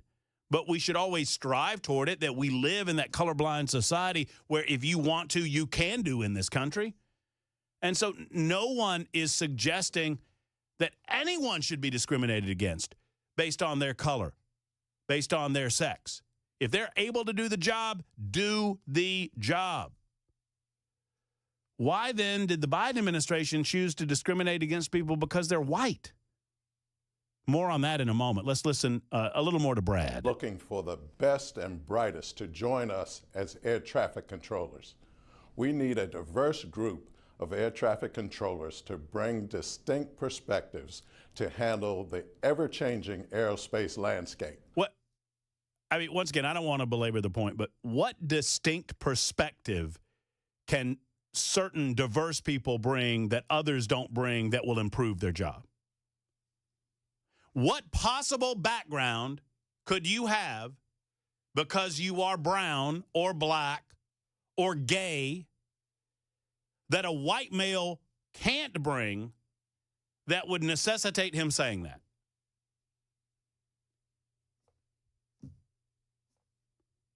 I mean, what? Honestly, what? I'm calling on students and alumni from HBCUs, Hispanic serving institutions, and tribal colleges to apply now to become air traffic controllers. I don't want anyone interested to miss out on this amazing career opportunity. Make sure you complete your full application during our application window. The short application window ends on May 8th. We need a diverse, next-generation air traffic workforce with people from all backgrounds. So apply now.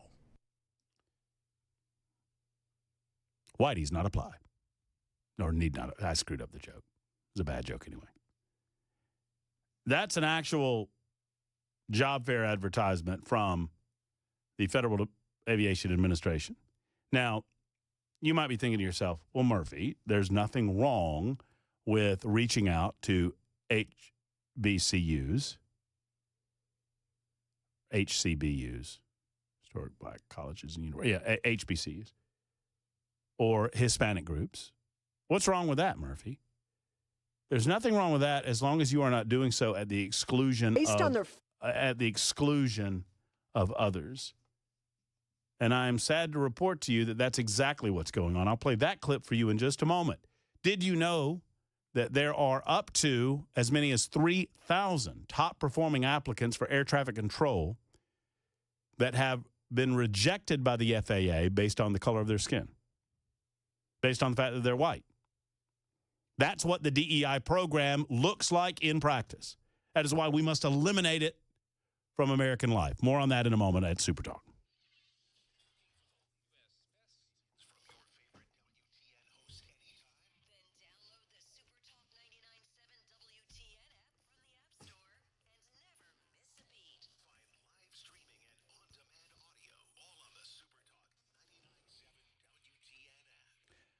Hello, friends. Matt Murphy for U.S. Pest. I mentioned J.K. and Erica Brister bring you every hour of the program on the Super Talk television side of things, and I really appreciate everything that they bring to the table when it comes to pest control and pest diversion in your home. Now, I've told you over these winter months, do not stop your pest control because the bugs will take hold in your house. And once they get in there, it's much harder to get them out of there. It's much easier to keep them out of there if you already have U.S. Pest coming to your home once a month. If you have another guy, if you have another pest control service, I encourage you to switch to U.S. Pest.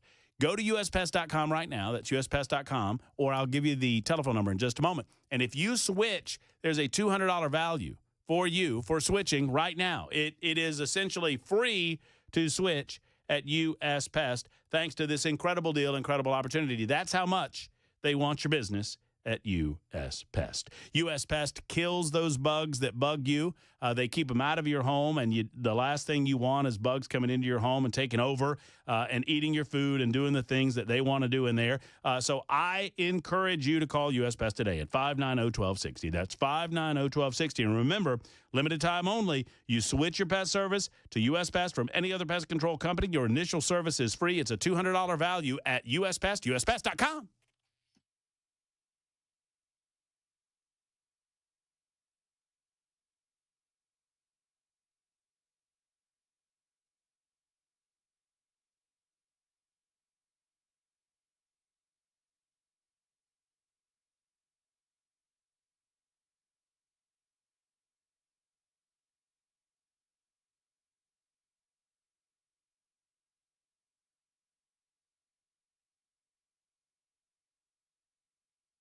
The guaranteed offer is the easiest way to sell your home.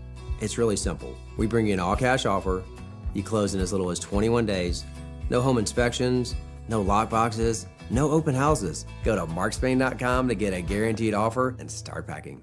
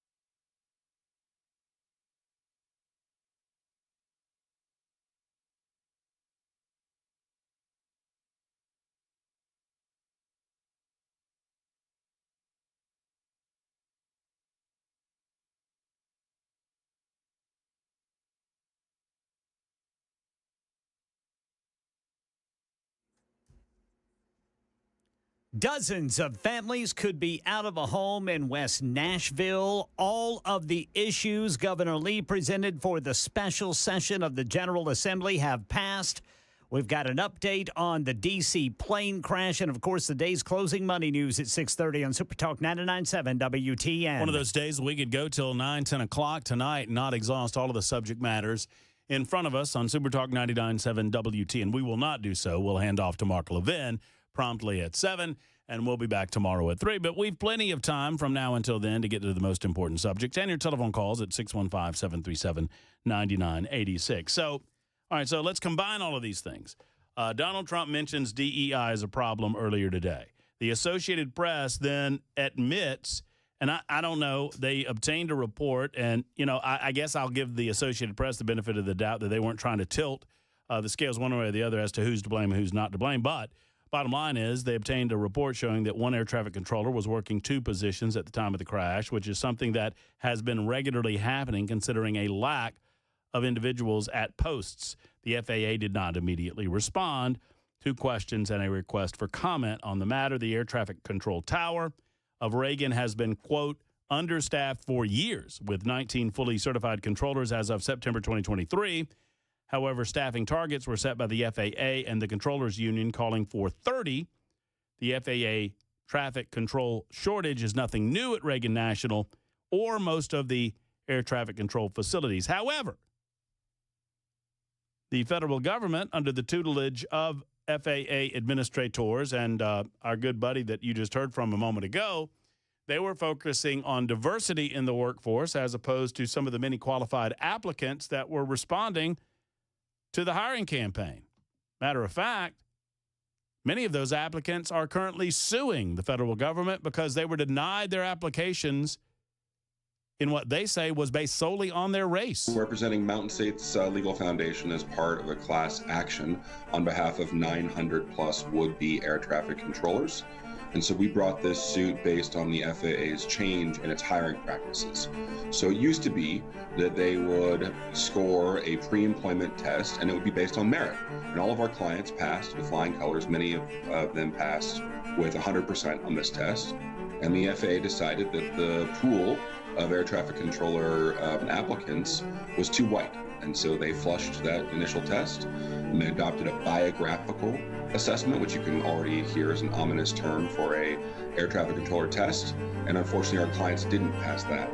And we allege that the FAA changed the test in order to gerrymander the racial pool. All right, forgive the ominous violin in the background of that clip, but that's the clip that I could find of the individual representing the Mountain States Legal Foundation as a part of a class action suit representing almost 1,000 applicants to the air traffic control system, a system that claims that it is woefully understaffed because they applied and it was determined that the applicants that cleared the initial examination, which I would assume, and I'm assuming, was a colorblind application, right? So you don't know the colors of these people, but when it was determined that most of the people that passed the examination were white, they scrapped it all and went to a biographical determination in terms of your background and your history, a more diverse workforce.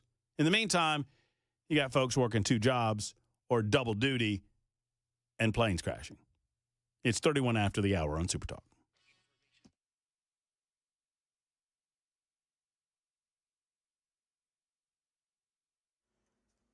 I'm Ken Weaver with your top stories. Got the full forecast and traffic in 5 minutes. Big fire in West Nashville. Firefighters still on the scene. They're putting out some hot spots as we speak. This is going to be in West Nashville. It's going to be the 4500 Post Road Hillwood apartment complex, where about 16 units have been either destroyed or damaged.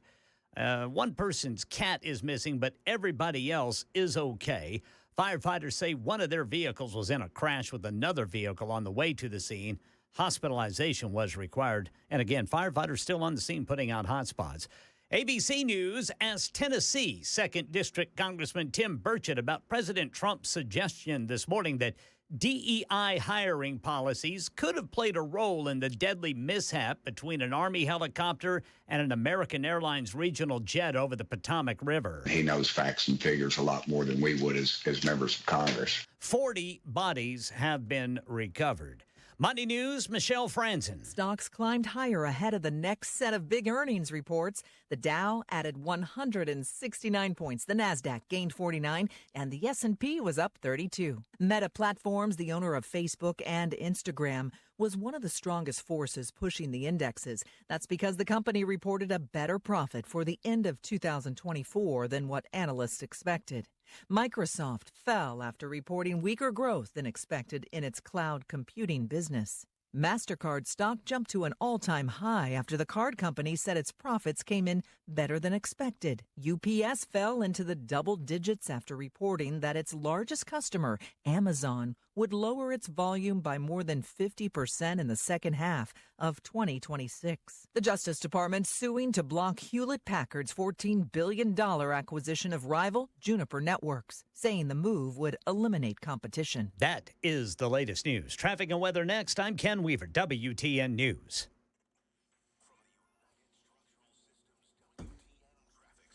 All right, still dealing with some crashes. Wilson County got an injury crash 40 westbound at Tucker's Crossroads.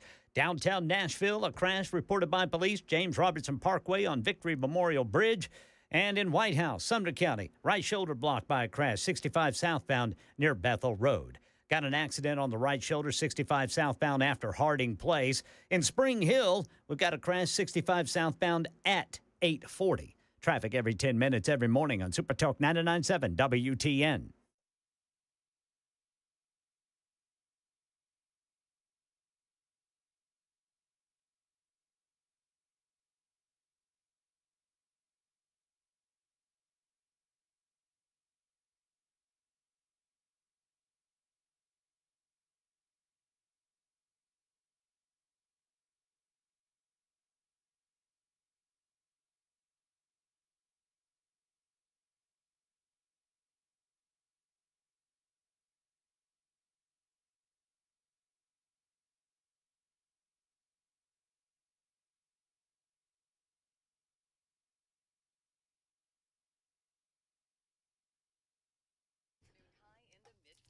Hello, friends. It's Matt Murphy for the Glock Store. You know the Glock Store is pretty good at what they do.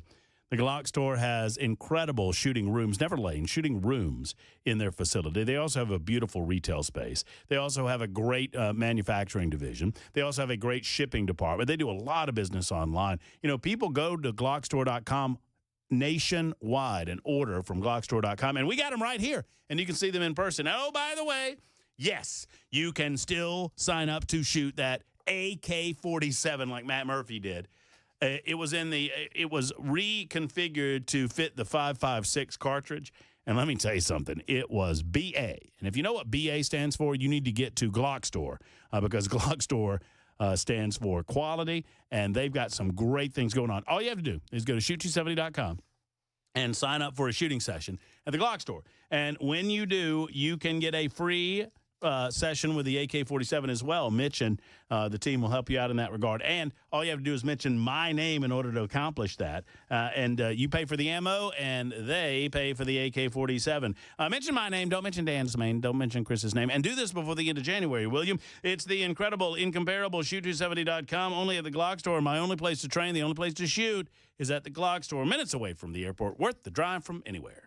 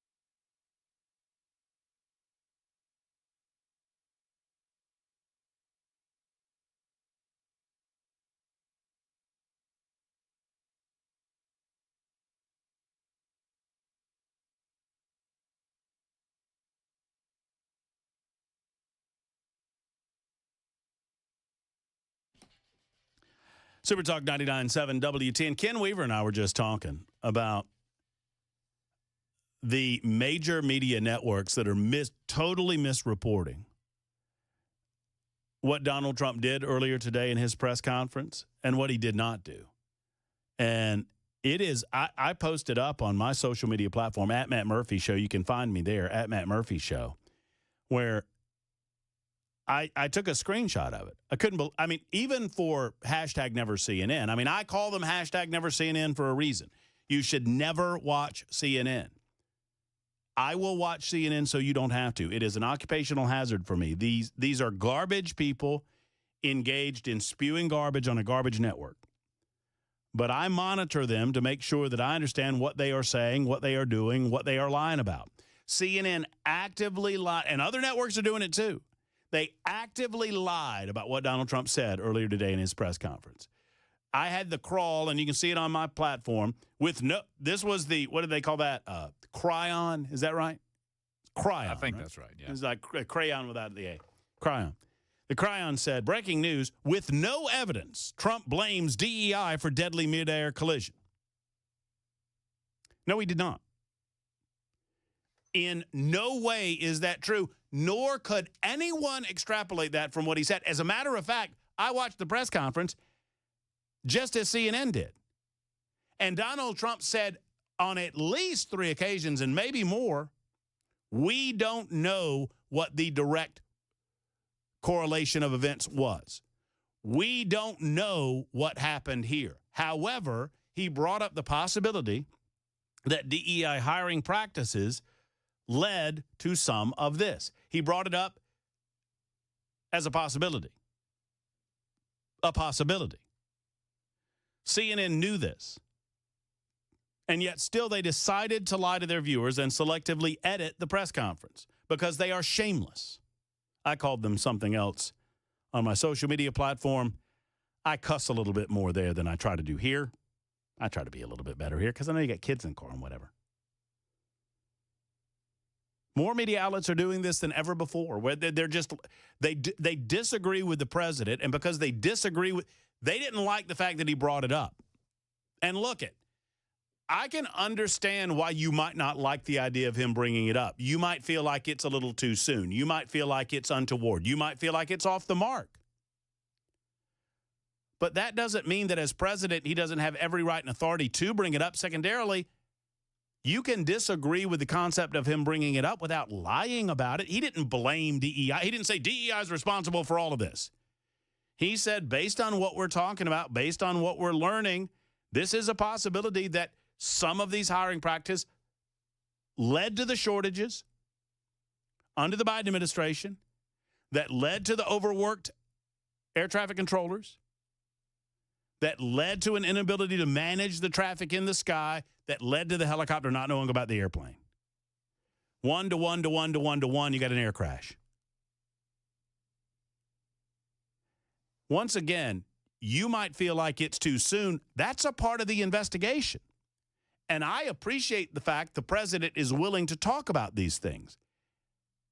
And it's fascinating to me that some of these media outlets decide that they are the ones to tell us what's appropriate to talk about and what's not appropriate to talk about. You know what I'm saying?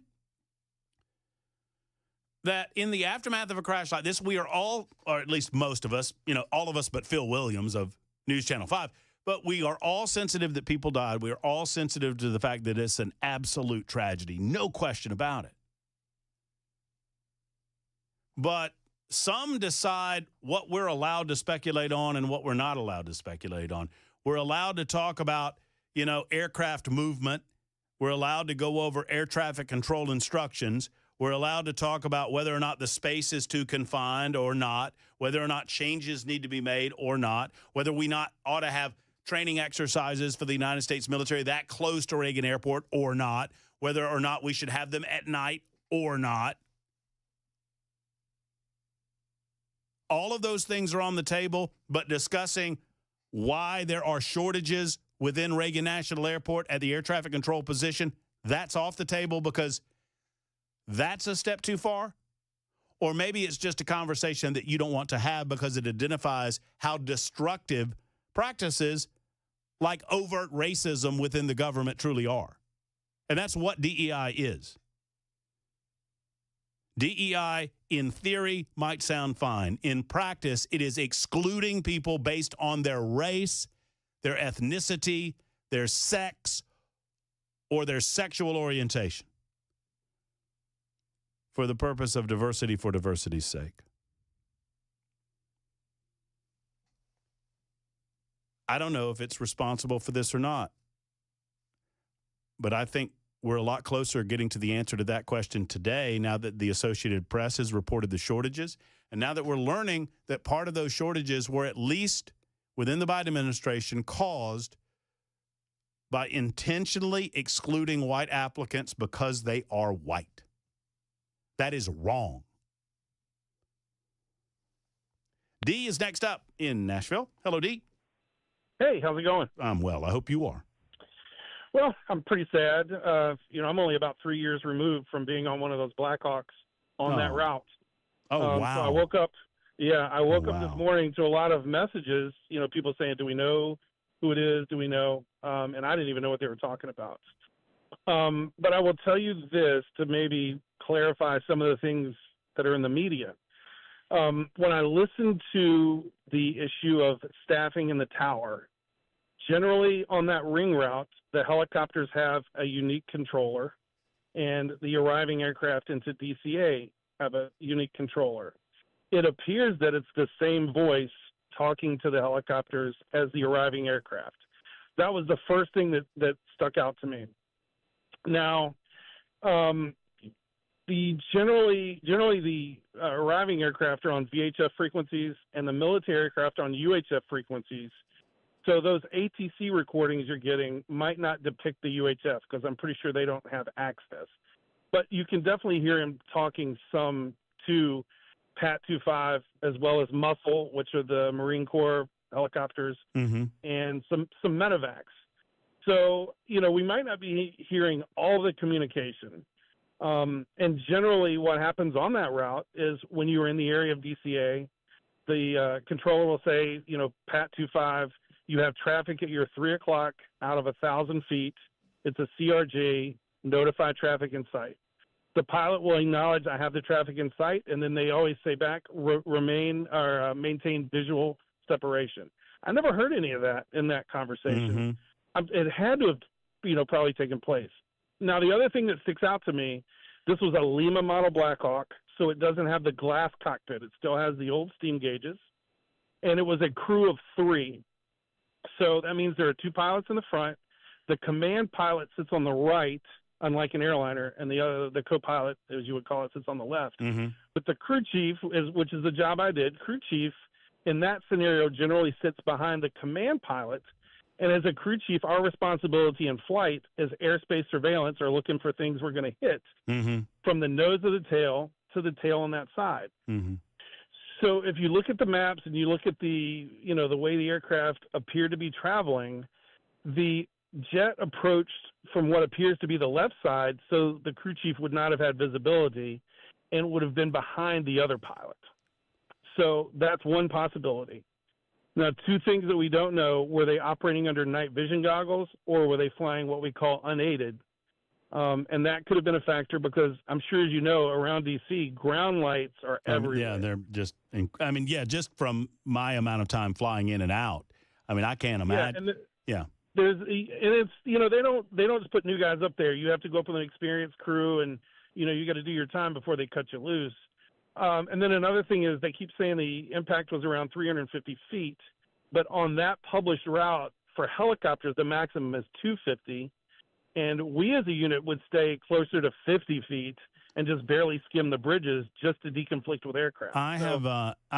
I've read today, and I haven't talked about it because, some of the stuff you read, you know how it goes, D, right? I don't know what's true and what's not true, but I've read that the helicopter was way too high.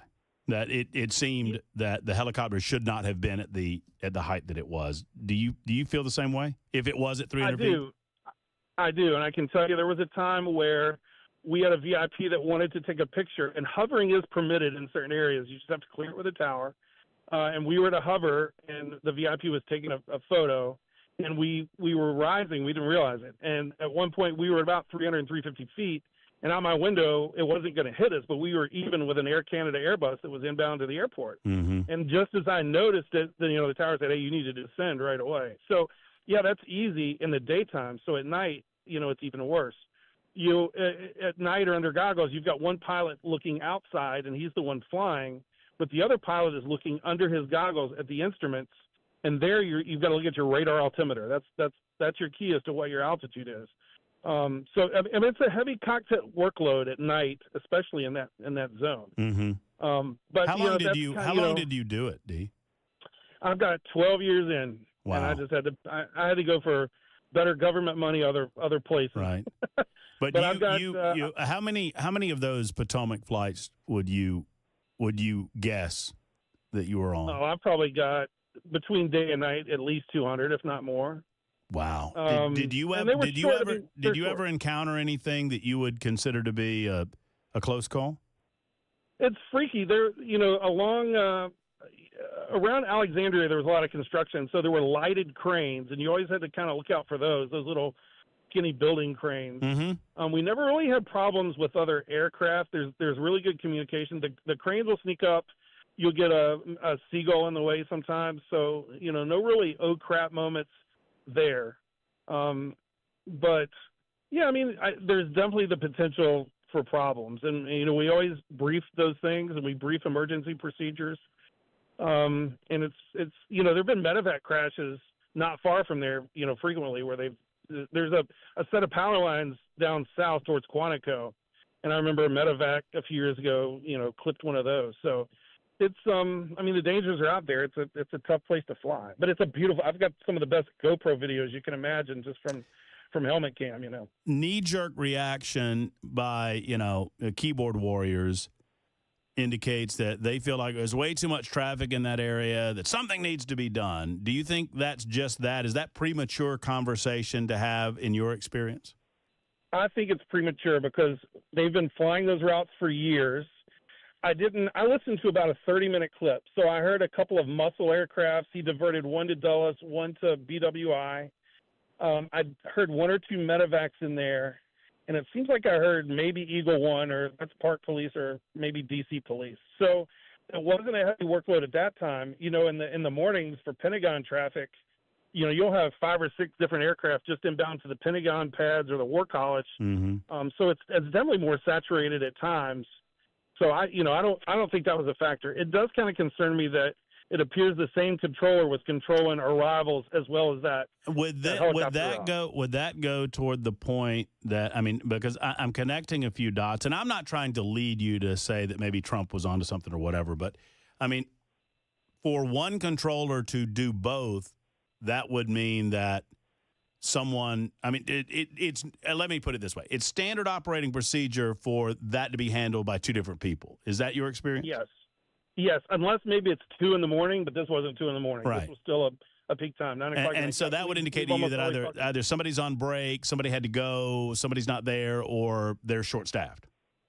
But God, yeah, and let me tell you, air traffic controller is a great job if you can get it, because if you're feeling stressed, you push a button, you raise your hand, somebody comes takes your spot. They have, restrooms, nap rooms, not necessarily in the tower, but in the control centers. Right. They have a good life. Now, I can tell you, over the past few years, you hear more and more near misses, more and more bad controller calls, and that's recently. That's problematic. You used to not hear of all those things. D, I'm sorry to have to do this. Would you do me a favor and hit me up via email, matt@murphyshow.com? I would really like to continue this conversation. I'm out of time now, but this has been. And I'll tell you this, too. So I'm in the federal training system. This is separate from that. And I've been training certain federal agencies after leaving that job, and DEI has massacred federal law enforcement. It has. I could tell you some horror stories. No, I want to hear these horror stories. And I'm putting D on hold. Tell D my email address again. I know we have to go, but this has been fascinating, and we need to have him back on to share some of his knowledge. That's going to wrap it up. It is 53 after the hour on Super Talk.